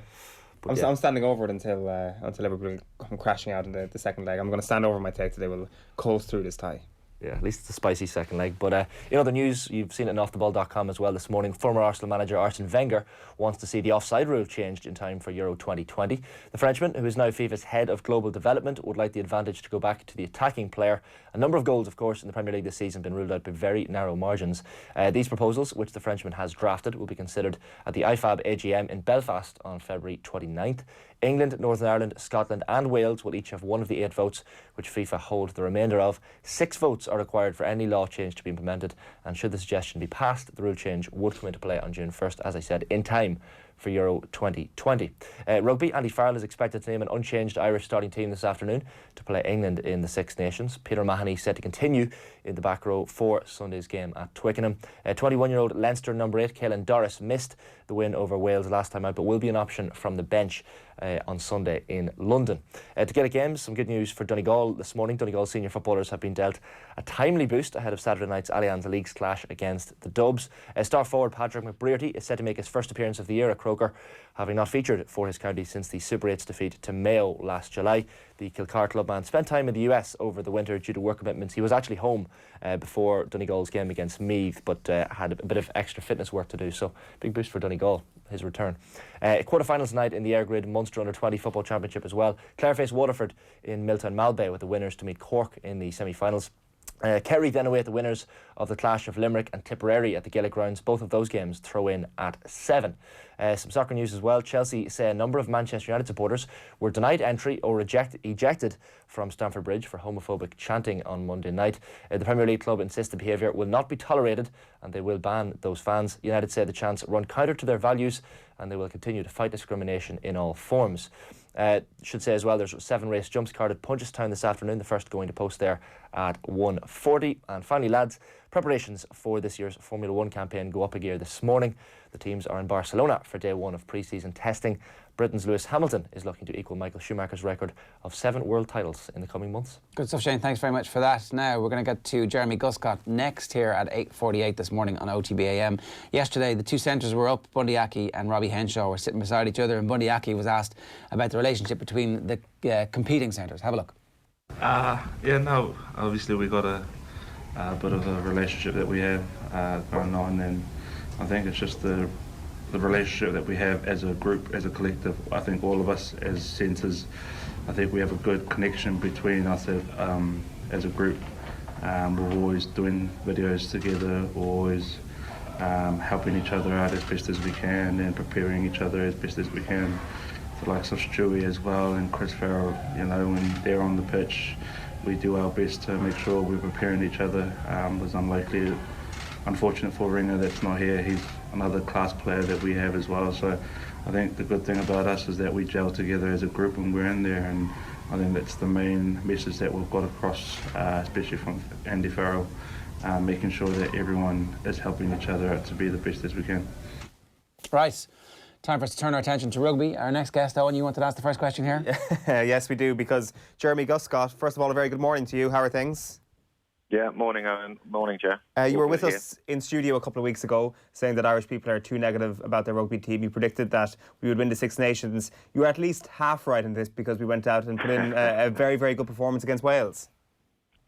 Yeah, I mean, I couldn't believe the negativity. We were there over with Keith Wood doing a function, and everybody was really down and thinking it was going to be a difficult Six Nations. And I always think, you know, that everyone is quite equal, very, very balanced in terms of no one's running away with unbelievable performances over the last sort of 18 months, which means a side is going to run away with this Six Nations. So I think home advantage is pretty crucial. And against Wales, I mean, it turns out they flattered to deceive against Italy, and Ireland actually improved. I don't think Wales didn't turn out and play poorly. I truly believe Ireland played the smartest rugby, took their opportunities, and thoroughly deserved their victory.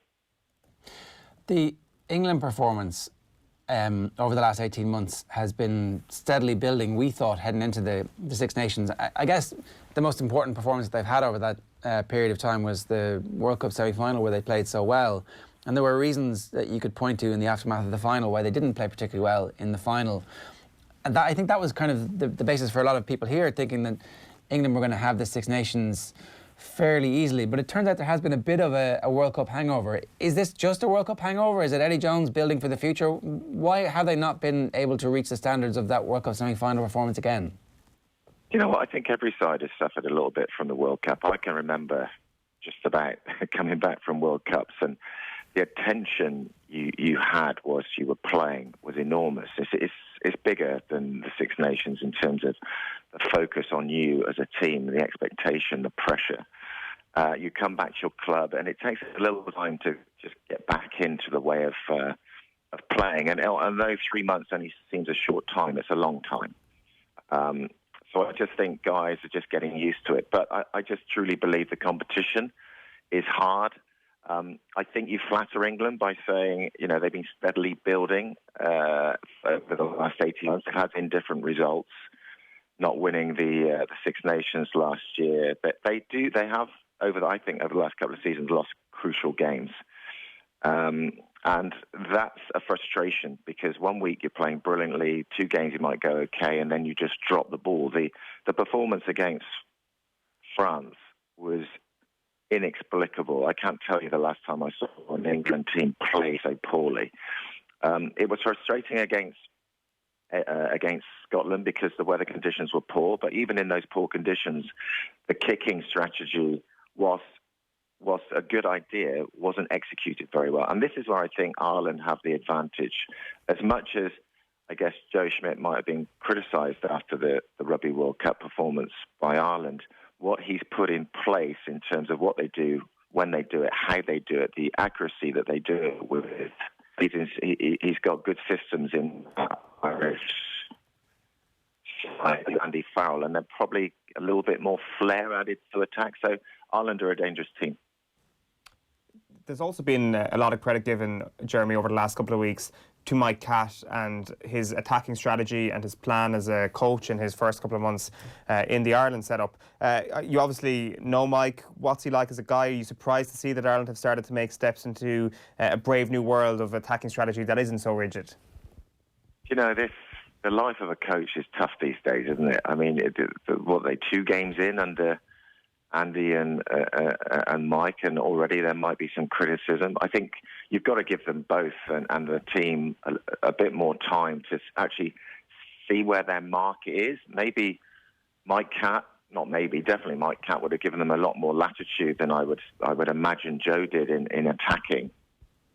Certainly, Mike Catt was one of the best fly-halves I ever played with. I mean, his vision, his ambition, his ability to create space himself and to run into space was a joy to play alongside. And I think Mike has been with the England squad. He went to Italy. He's now with Ireland. And, I mean, there's a lot of talent in that side. And to be able to work with that class of player must be a joy. But you've got to give them their time and their opportunity. I mean, look at Simon Amor, the new attack coach for England. We can't see his mark on the England side yet. So let's give them some time. What kind of a performance do you expect from England then? Home advantage obviously being so important. They are favourites with the bookmakers heading into this game. What kind of a performance and response do you expect from the first two games that we've seen from this side against Ireland this weekend? Well, if England don't play a smarter style of rugby, I see them getting beaten by Ireland. However, at home, England will be a different team than what we've seen so far.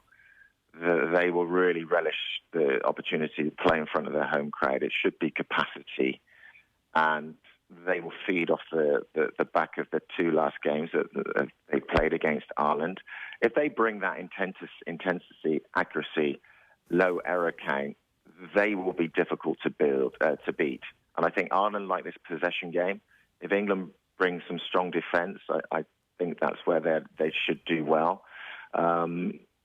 Tuolangi coming back. And I think the forwards would be buoyed because whilst it was an unattractive performance against Scotland, it was gritty, it was determined.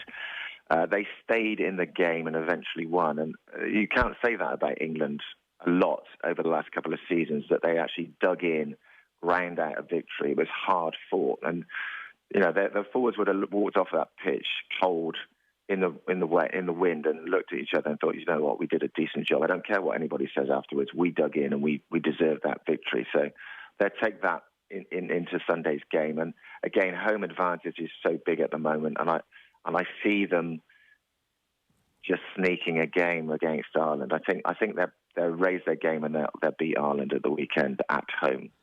You mentioned Tuolagi, the stats in Tuolagi's career. He is kryptonite for Ireland. He's played us 5 times. He has won every single time that he has played against us. It's notable that when we won the Grand Slam at Twickenham, he wasn't playing and Vinipola wasn't playing. I think neither of the Vinipolas were playing. So certainly if he's in the team, we will look on that as a slightly different challenge than if he's not in the team. Certainly we would have been doing handstands, the fact that he wasn't playing. So yeah, I don't know why he's so important specifically against Ireland. Maybe that's just one of those weird statistical anomalies with a small sample size.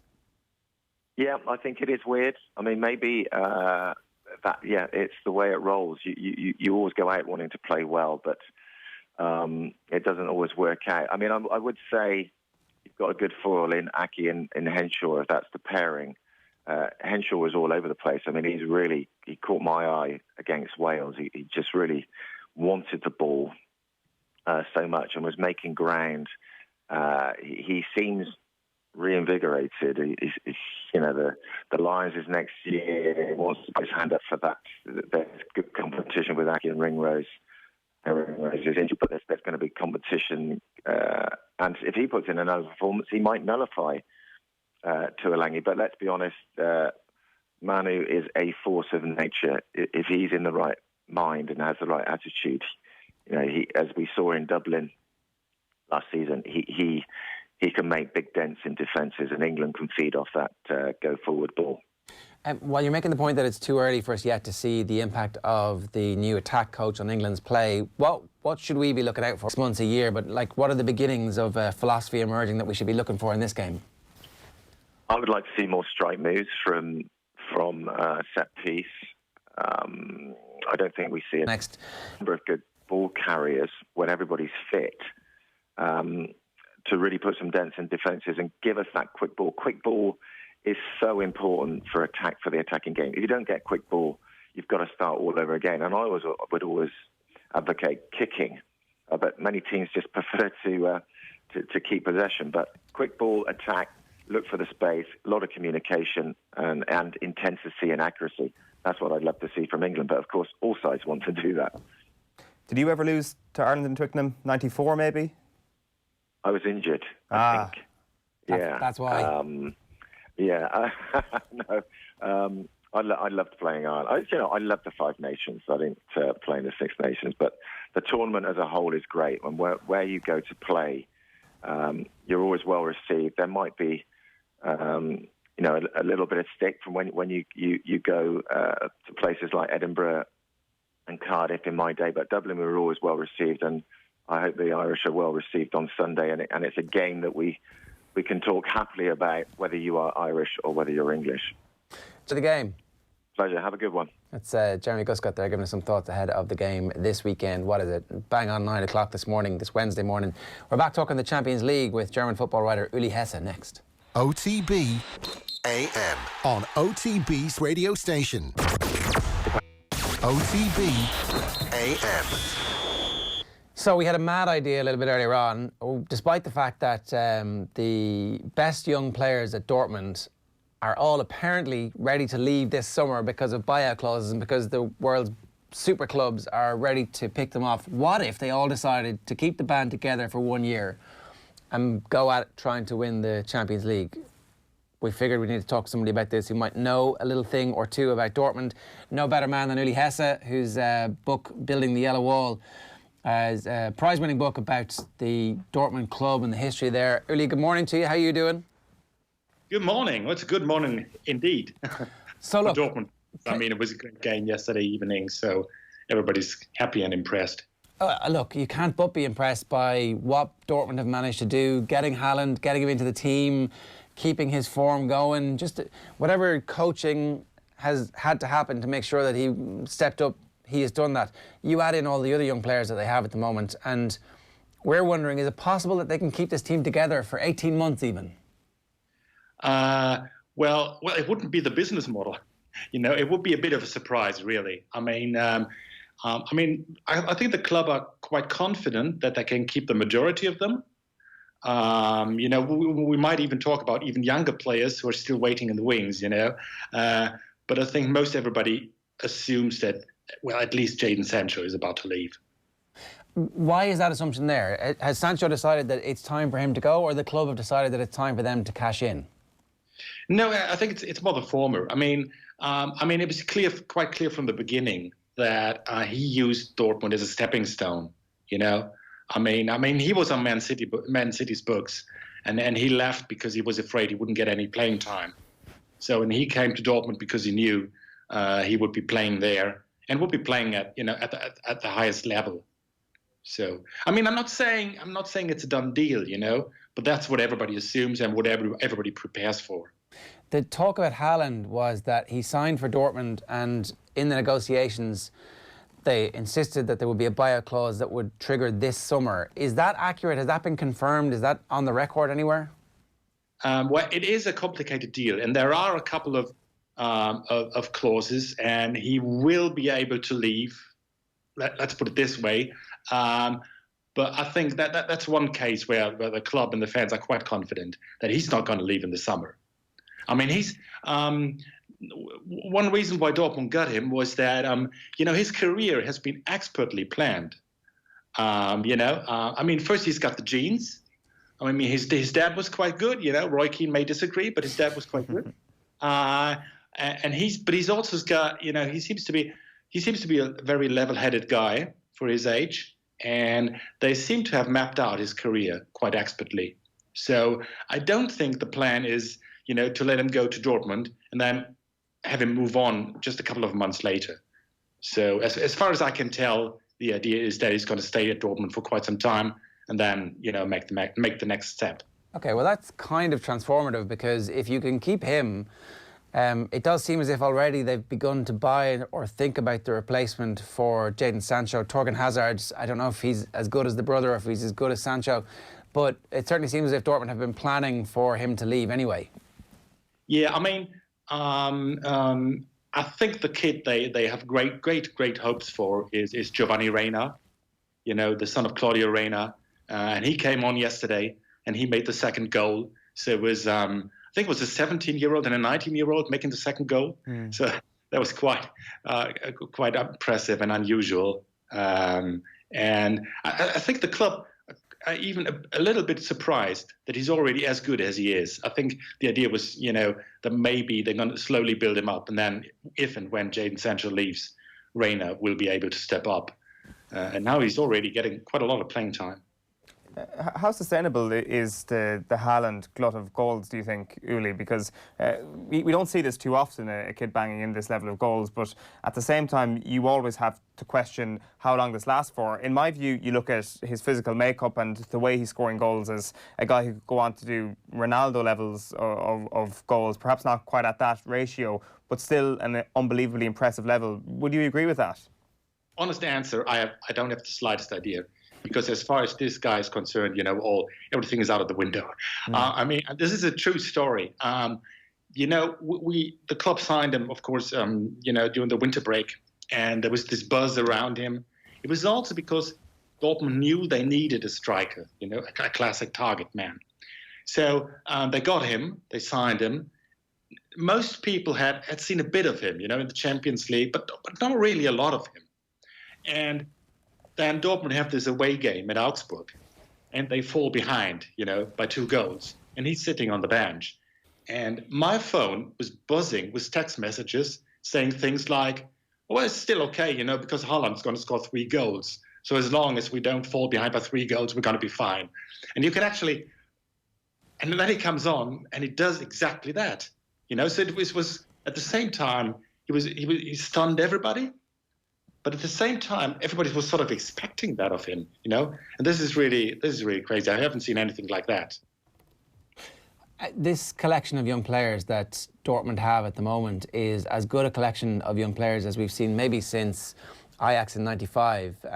We were talking about the Monaco team that had Kylian Mbappe in it a couple of years ago, and they couldn't keep that team together long enough to mount a proper or second wave of a challenge for the Champions League. It appears as if Haaland stays, then they have enough about them to be able to be good for the next 18 months, 2 seasons. So it must be an incredible time for the Dortmund fans. They must really believe that they can legitimately enter this competition with the hope of winning it. Well, first of all, it was an infuriating time for Dortmund fans because the season has been a roller coaster ride, and until yesterday night. I think most fans felt that the team was actually underperforming, on not quite living up to what they could do. Because you said this thing about young players, yes, which is true, of course, but they had a very, very young team. When Klopp won the 2 league titles, back-to-back league titles, the average age was 21. Then they had a very young team with Dembele, and most of the key transfers this season, have been transfers like bringing Mats Hummels back. And signing Emre Can now during the winter break, or signing Axel Witsel last season. So it's a blend of very young players and sort of experienced older players. And for a while this season, there was a feeling that the mixture didn't quite work. They had a lot of games where they threw away leads, or where they had to come back from 2 goals against Inter. Last couple of weeks, they were knocked out of the German Cup. They lost at Leverkusen, even though they were 3-2 up. So there was a feeling that somehow there was the defensive stability wasn't there, which of course is understandable if you have a lot of young players. So the most impressive thing about yesterday night was not the 2 goals, was not Haaland, was actually that Perez created almost no chances whatsoever. Are you relatively confident that Dortmund will be able to see this through and go through to the quarterfinals? I'm still a bit skeptical, because it's going to be very difficult in the return leg, because this is apart from Man City, this is the most expensive squad on earth. So PSG and some of those players yesterday were, there were moments when Neymar seemed a bit disinterested, so. We're still, I think most fans are still wary, I think. And it's going to be very tough in the return leg in Paris. A quick question about Leipzig and their chances of going through against a Spurs team who have no strikers now all of a sudden. What do you make of this Leipzig side? How good are they? Having said that, on principle, I still think that Dortmund have a struggle ahead of them because just PSG is just such a strong squad. I would say in this tie, I would go by form. And I think Leipzig are really on fire. They're really, really, really good. So I would give them the edge over Spurs in this tie. They don't.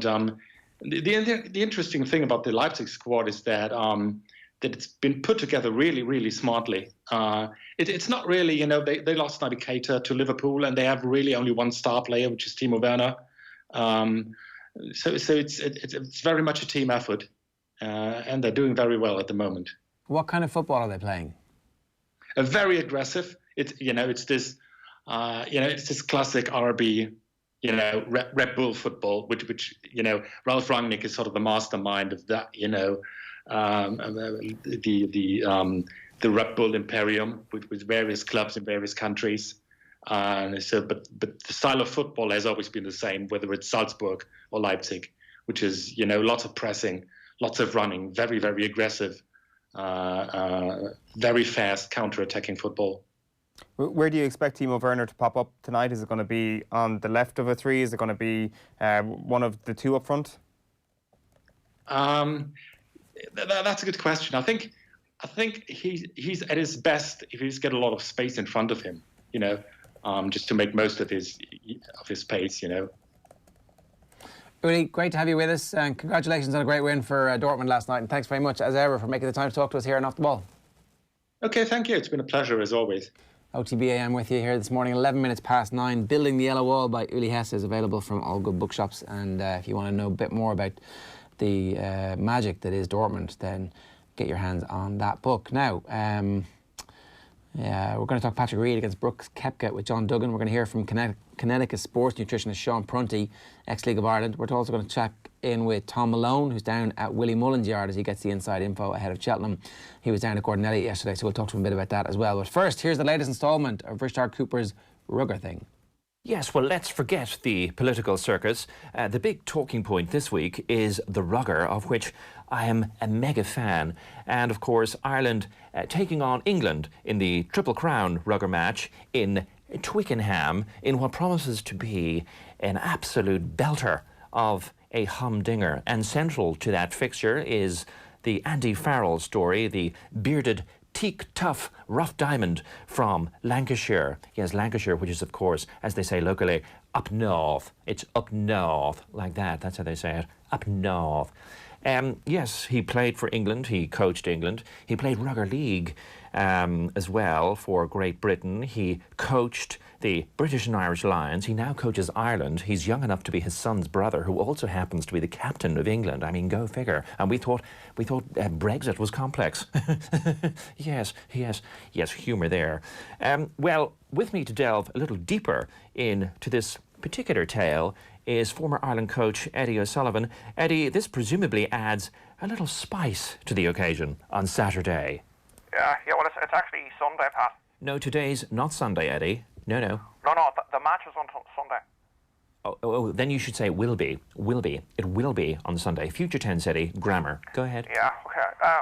There's a lot riding on this for both teams. Ireland could win the Triple Crown by beating England.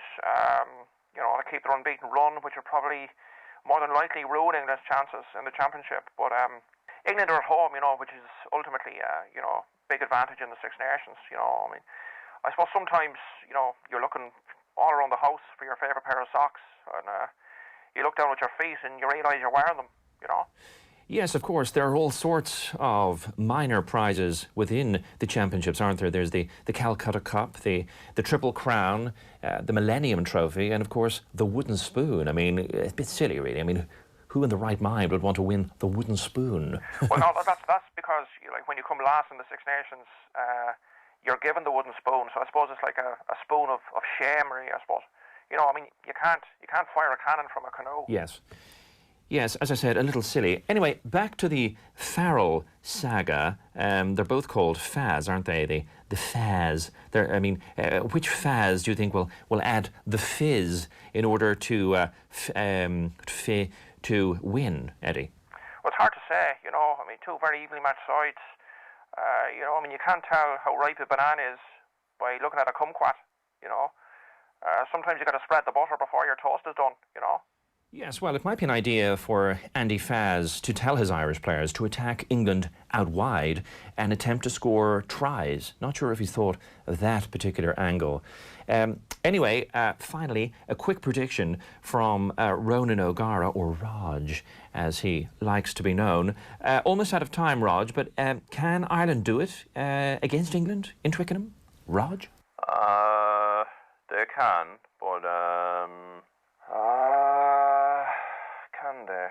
Yeah, great. Thanks, Raj. Anyway, thanks for that. Very much looking forward to the weekend of sport that lies ahead. A thought just struck me on the Brexit theme is that if England get beaten by Ireland, they will actually be out of Europe. They'll be leaving the Six Nations. So it's similar to an exit, isn't it? It'll be like an exit, because England obviously begins with E, so it'll be an EXIT as opposed to a Brexit, which is of course what Britain did, exiting Europe. So yes, an interesting tie-in there, I suppose, when you think about it in a way, isn't it?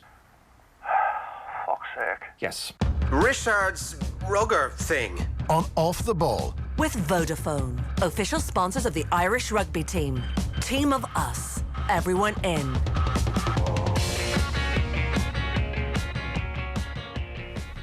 Right, you're very welcome back. 9:16 this morning. John Duggan is here with us to talk to us about Brooks Koepka and Patrick Reed. So Patrick Reed, obviously, somebody that the golf world loves to hate. We all need our villains in sport, Jar.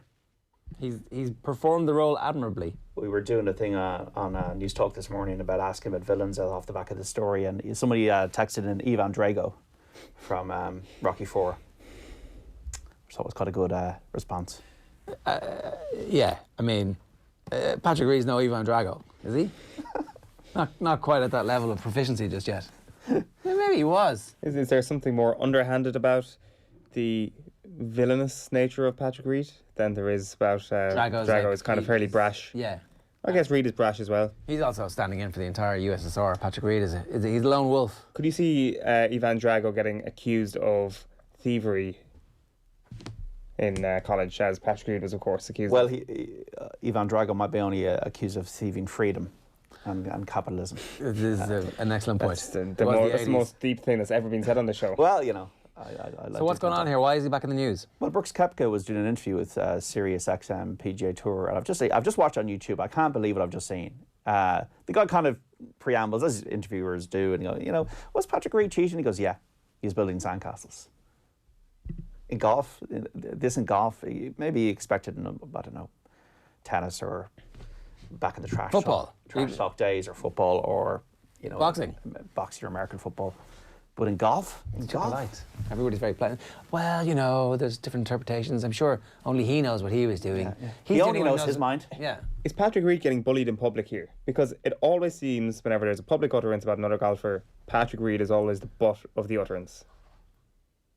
I mean, I don't know. Is calling somebody out on what they're actually doing, if we're now saying that's bullying, Eoin, then look, maybe bullying's a strong word, but certainly wagons have been circled, and Patrick Reed is outside yeah. But the locker room will be fun now at Augusta. Oh no, Brooks is not in the locker room because he can't get in there because Patrick Reed is a Masters champion and Brooks isn't. Oh, you're basically a hype man for Reed here. Yeah, I feel like what's his man's name? Bobby Heenan. The guy, the brain. I feel like somebody in a wrestler's corner for about 10 seconds. But I'm going to go back to being a good guy now, and I think that it just reflected the golf world, that for him to say that, it's like, and take a breath. So this hasn't happened really. People haven't said that he's cheating as nakedly as Brooks Koepka, and certainly nobody with the power of Brooks Koepka in the world of golf has said it. 4 major titles, just been deposed as world number 1, and he's coming out and just saying, yeah, he built in sandcastles. I know if I did it, I know what I'd be doing. As in, I know I'd be cheating. They're going to be teammates at the Ryder Cup, right? More than likely, Patrick Reed's form will be more good than enough likely. to get him in. Yeah. That's a difficult scenario for Steve Stricker to somehow manage this. Oh, I'm going to put them out in the first foursomes or four ball. You're not. Like, I think Tiger might have a role to play. I think Tiger and Patrick Reed get on. I Right. think they're mates. So maybe Tiger might be some kind of... But this is... Ooh. I don't think... I think with Patrick Reed, he's so... Remember, this guy doesn't speak to his family. He's like his parents and his sister. He's so entrenched in this position that he will just see it as another thing. But I do think he's quite litigious. So I'd be interested to see where that goes. well, American First Amendment rights are different from the rest of the world, where you can actually you can say these things. But you're thinking about villains. I was thinking of all the villains in sport. Harold Schumacher, West Germany in 1982, when he took out Patrick Battiston. Owen has no clue. Explain what happened. Oh, this is one of the tragedies. Like, France played with such a joie de vivre. Like, the 1998 World Cup was quite a functional thing for France, the functional tournament that they won. They had no striker. But in 1982, they just played with such beautiful brilliance, and Platini was the main man in that. And they were going to win the World Cup. They were going to win the World Cup, and Harold Schumacher effectively just took out with his elbow Patrick Battiston, and like, he needed oxygen and all that kind of thing. And it was On the pitch. On the pitch. It was very... No free kick, no yellow card, no red card. Yeah, and... Check it out. Do you basically explain that to Eoin when you need a reminder yourself? No, you know that scene in The Office when Michael Scott is like, can you explain this as if I'm a 15-year-old, and then they explain the accountancy term. Would you have known about it? Would you have known about it? 5 years old. Try and explain it to a 5-year-old. Is that what you do when you're like, explain this to Eoin? No, but do you remember the 1982 World Cup? I don't remember the 1982 World Did you Cup, know but the I am story? familiar with this you? story. Yeah, I am. Right. We've done pieces about this on the show before. We've done a lot of pieces, Owen. 18 years of this show. Right, let's hear the audio. So this is, the voice you're going to hear is Brooks Koepka speaking to Sirius XM about Patrick Reed. Was he cheating? Yeah. I think, yeah. I mean, I don't know what he was doing, playing, building sandcastles in the sand, but, you know where your club is. I mean, I took 3 months off, and I can promise you, I know if I touch sand. I don't think it's one of those things where if you look at the video, obviously he grazes his hand twice, and then he still chops down on it. I guess the Astros are going through that right now. Jim Crane said it. When he got asked, "Is it cheating?" and he said, "No, we just broke the rules." It's there's no sugarcoating out of that. Yeah, no sugarcoating that one. I don't know. Brooks Koepka seems like exactly what golf needs. Yeah. This is exactly the type of ringmaster that golf needs to stir things up, isn't it? Yeah. Somebody who then backs up what he says he's going to do by only performing on the biggest day, on the biggest stage. Well, it's very simple. Tiger will be asked about this now. Rory will be asked about this now in press conferences. This is what we're going to get, and it'll be great. It'll be great. Did he conflated it to the Astro story, is it? The sign stealing? Yeah. It's probably a step forward. Like, I guess when you are a professional golfer, they know better than us about just how important this is and how key a rule. But I think that's probably a bit strong, is it? Well, we'll see. It's going to be a fallout from this. John, you've been working on a story for the last while about Liam Jaegu. He is the first Irish Olympian confirmed for Tokyo. We're going to have an exclusive interview going up on offtheball.com in the next while. Yeah, that's posted now. I spoke to Liam in November because he lives most of his time in France. He grew up in Clare and then went to France as a young lad because I think his family is French, part Irish. He's a canoe slalom competitor. So there's only one person selected for canoe slalom.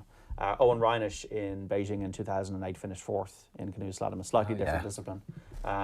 So Liam, we don't have, although I don't know what's going to happen in the IFSC, but we don't have an abundance of whitewater rafting courses here in Ireland. So what's happened is we know a lot of the competitors that have qualified for the Olympics, but Team Ireland officially announcing today that Liam Jaegu is their first official qualified athlete. And he'd be going to Tokyo. So I asked him, what was his, how did he grow up, how did he get into this? It's kind of a lot through the family with his dad and that. And he spends most of his time in Po. So what is the event? It's a canoe slalom. So I think there's a canoe sprint and there's canoe slalom when you're going around all the, the little poles, as it were. And then you get faults. It's a bit like equestrian. You think of the Dublin Horse Show when you get a fault and then it adds to your time. And canoe slalom is a little bit like that. So a bit like Annalise Murphy in Rio in 2014. She spent so much time out in Rio before the Olympic Games, and Liam will be spending a lot of time in Tokyo learning the course. So when it actually happens that he's competing, that he knows the intricacies of the course, because he says a lot of courses are different. I asked him at the heat, will it be an issue? He says it won't be. But he did well at the juniors. He won a silver at the juniors before, and yeah, he's been announced today. And a guy from the Banner, not really into the hurling, but has got a good story. You know, like I was asking about injuries. Like he's got, you know, you have to be careful with the hips because you're obviously twisting and turning that boat all the time, and diet because he has to be very light to fit in that boat. But it's funny. We'll be speaking to Brandon Doyle, who's hoping to qualify for the Beijing Olympics in 2022 over the next few days. And the good thing with the Olympics is if Liam Jegu manages to break out, everybody will want to know him. But right now, he's just another member of Team Ireland that's a little bit under the radar, a little bit under the surface, as the O'Donovans were before they went to Rio. And hopefully he'll do well, as Eoin Ryan nearly broke through in 08. Yeah, that was, I remember that, how close he was, and what a career Eoin Ryan had. Definitely one of those interesting stories that you only really hear about from... every 4 years. Yeah, exactly. But they're there the rest of the year round working away. John, good stuff. Thanks very much for that. Owen, we're talking about our Swim for a Mile challenge. How is it going for you? How are you getting on? I'm certainly improving, which is all you can ask for. I'm not getting any worse. Again, all you can ask for. Will I be able to swim a mile at the end of this programme? How many weeks are we in? Like 4. Yeah. 5. Yeah, so that's still like, you've still 7, 8 full weeks to go. Is it like, does your strength grow exponentially after a period of time? Because if I'm going at the period, at the rate I'm going, over this period of time, I will not be able to swim a mile. But this is, there might be a twist in the tail yet if I manage to do it. What is the barrier? What is the good question? I just can't really do much longer than 2 lengths. And so I'm about 61 lengths short. Like, you say that though, if you stopped and went again, like...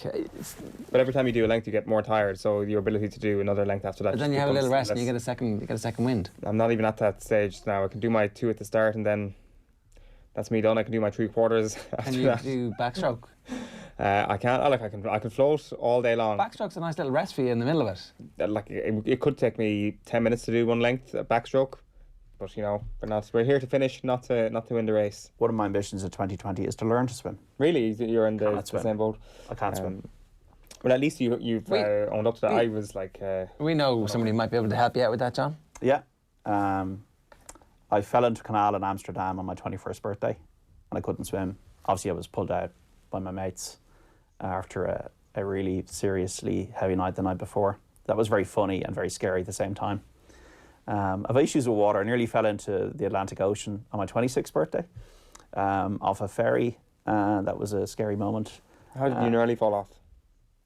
Well, fall in.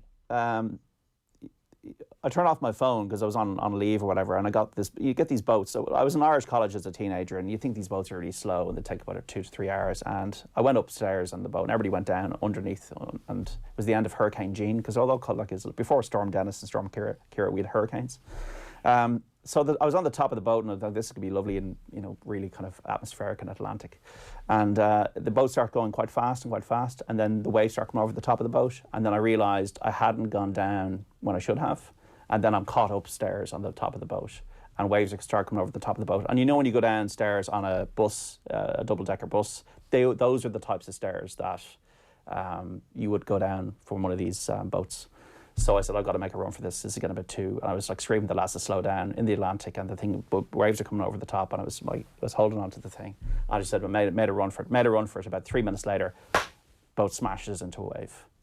I would have been killed. Right. So that's my kind of... Water and me, we haven't got the best of relationships. Actually, I was learning to swim when I was about 8 or 9 in Kiltiernan, and then there was a fire at the hotel, so we couldn't. The classes were interrupted. So it's never really worked out so far. But hopefully in 2020 it will. Well, look, you should sign up for the Swim for a Mile challenge. This is exactly the type of thing that you'd be able to do. That's the thing. It actually turns out the whole point of this is not to swim a mile. Really, it's to get good at swimming and to become a confident swimmer. And you have become nearly a confident swimmer. Nearly there. Our coach is exceptional, John. I will say that. So feel free to hop along to we're training this afternoon. If you'd like to learn more to sign up to partake in the Swim for a Mile challenge, visit swimforamile.com, where you'll find information on participating pools and their training information. So we spoke with Sean Prunty of Kinetica Sports Nutrition. You can watch the full piece on offtheball.com a little bit later on today to get some advice ahead of our swim. Have a look. Okay, so we're looking for a miracle, really. Exactly. No. Is there technique in these bottles? Good swim technique? No, unfortunately not. It's just hard work, really, and training. So, so I'm currently studying as a performance nutritionist through a company in the UK, the IOPN. So it sort of gives me great insight as to what athletes and non-athletes should be possibly consuming in and around training. And I think when it comes to sports nutrition and sports nutrition supplements, everyone sees it as a magic bullet, but unfortunately outside of that people have to make lifestyle changes. So whether that's through their actual diet, whether that's getting enough sleep in order to get up early, in your case maybe for getting up early in the morning and going swimming, it's down to lifestyle changes as well, and supplementing with sports nutrition products can or may help achieve a goal. You played League of Ireland for a long time.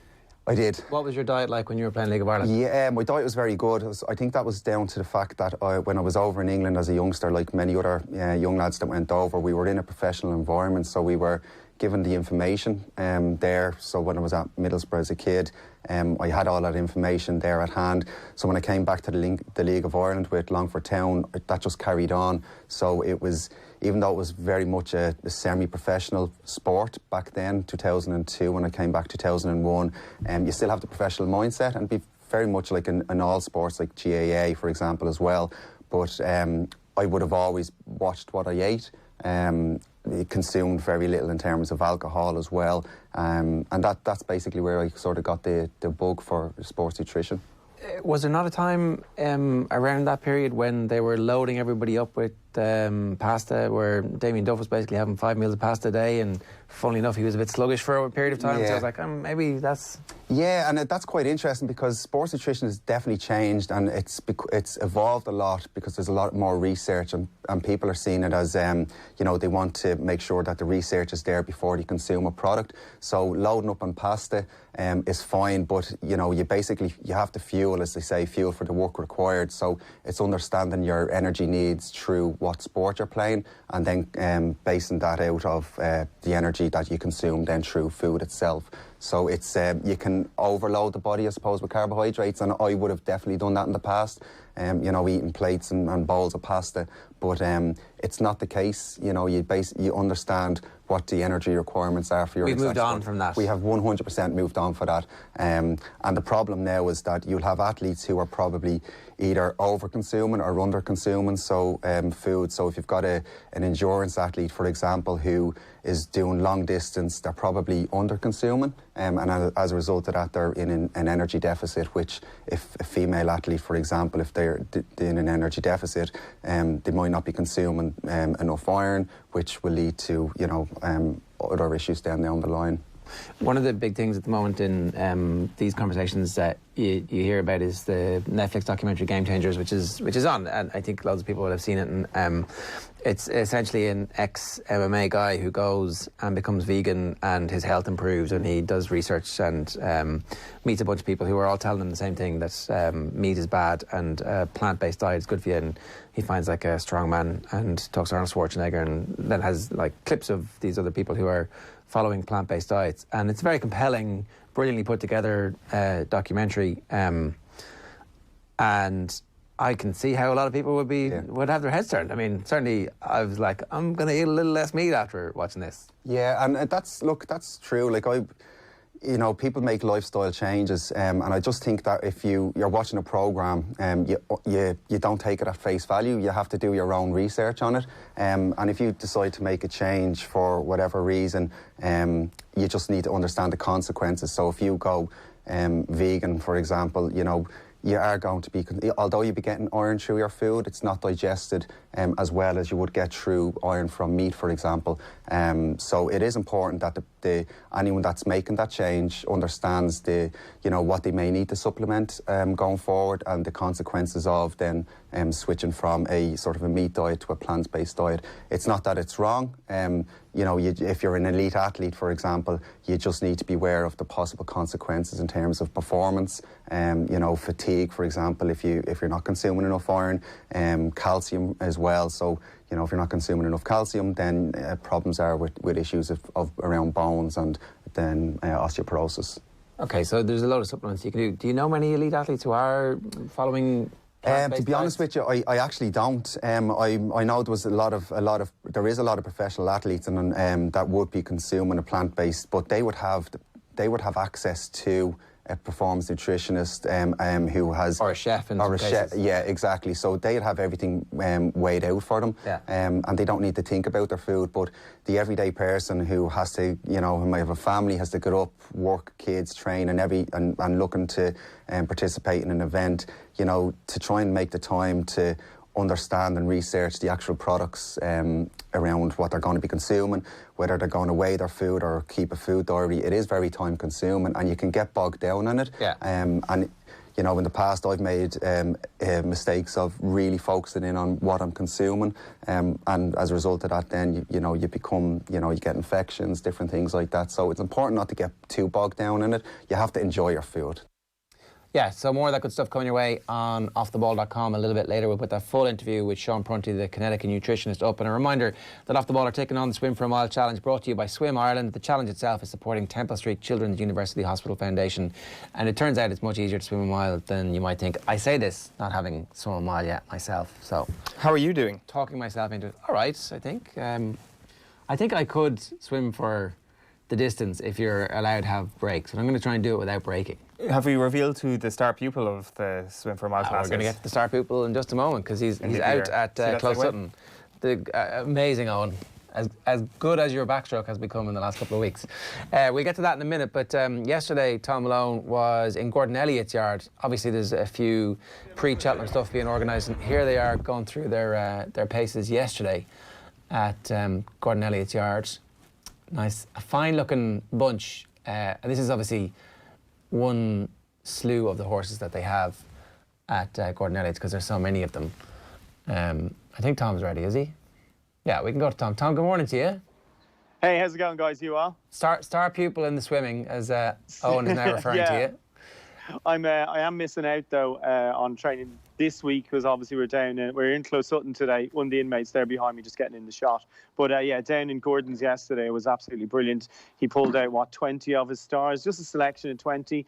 He said he's probably going to enter 80 horses at the Cheltenham Festival. He'll run 50 overall. With Tiger Roll, Envoy Allen, Battle Over Doy and Delta Work all lined up, and we're going to see loads of stars and Willie Mullins this morning as well.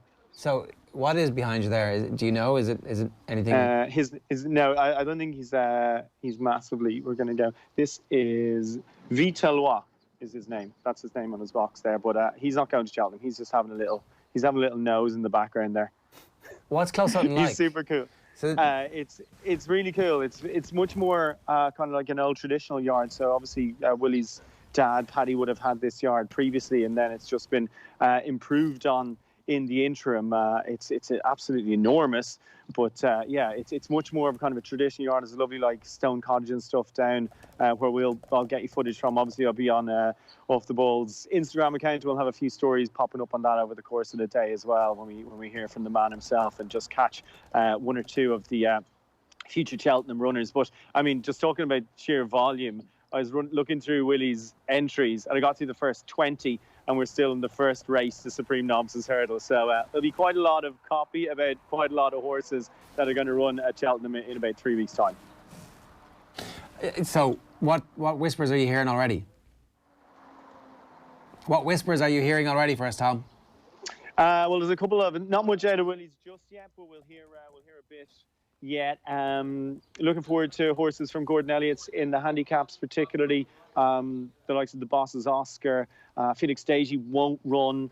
Who else did he say? Oh yeah, Column of Fire for the handicaps as well. Keep an eye out for him. He's got a 4-year-old running at Nace on Saturday, so he could end up in the Triumph Hurdle. Tronador could be well handicapped. I'm just trying to think as well. There's quite a few. There's a lot of information. In fairness to Gordon yesterday, he pulled out a ream. Do you remember in Father Ted when he had his Golden Cleric speech and he pulled out the enormous piece of paper? Well, it was a bit like that yesterday when Gordon pulled out his full list of entries for Cheltenham, and fair play to him, he went through it. So I've got about, I don't know, I think about a 40-minute piece of audio to go through and transcribe. We're literally here race by race from Gordon Elliott yesterday, so hopefully we'll get something similar from Willie today. All right, we're really looking forward to seeing that. Tom, good stuff. Enjoy the rest of your morning there at Close Sutton. Thanks, guys. That's Tom Malone live from Willie Mullins Yard in the pre-Cheltenham tours that they're doing. This is great access, it's great stuff, and you get good information from it coming sifting through the next couple of days, and we'll get all that up for you on offtheball.com as well. That's pretty much all from us here this morning on OTBAM. Thanks very much for joining us. Back tomorrow morning with Kieran Donaghy, Shane Byrne, Brian O'Driscoll, and reaction to tonight's Champions League. Off the Ball's back in your radios tonight from 7 o'clock with Wednesday Night Rugby, and of course Damien Delaney in the studio taking you through all of tonight's Champions League action as well. If you missed anything this morning, best place to get it on podcast, the OTBAM podcast. Just search for that.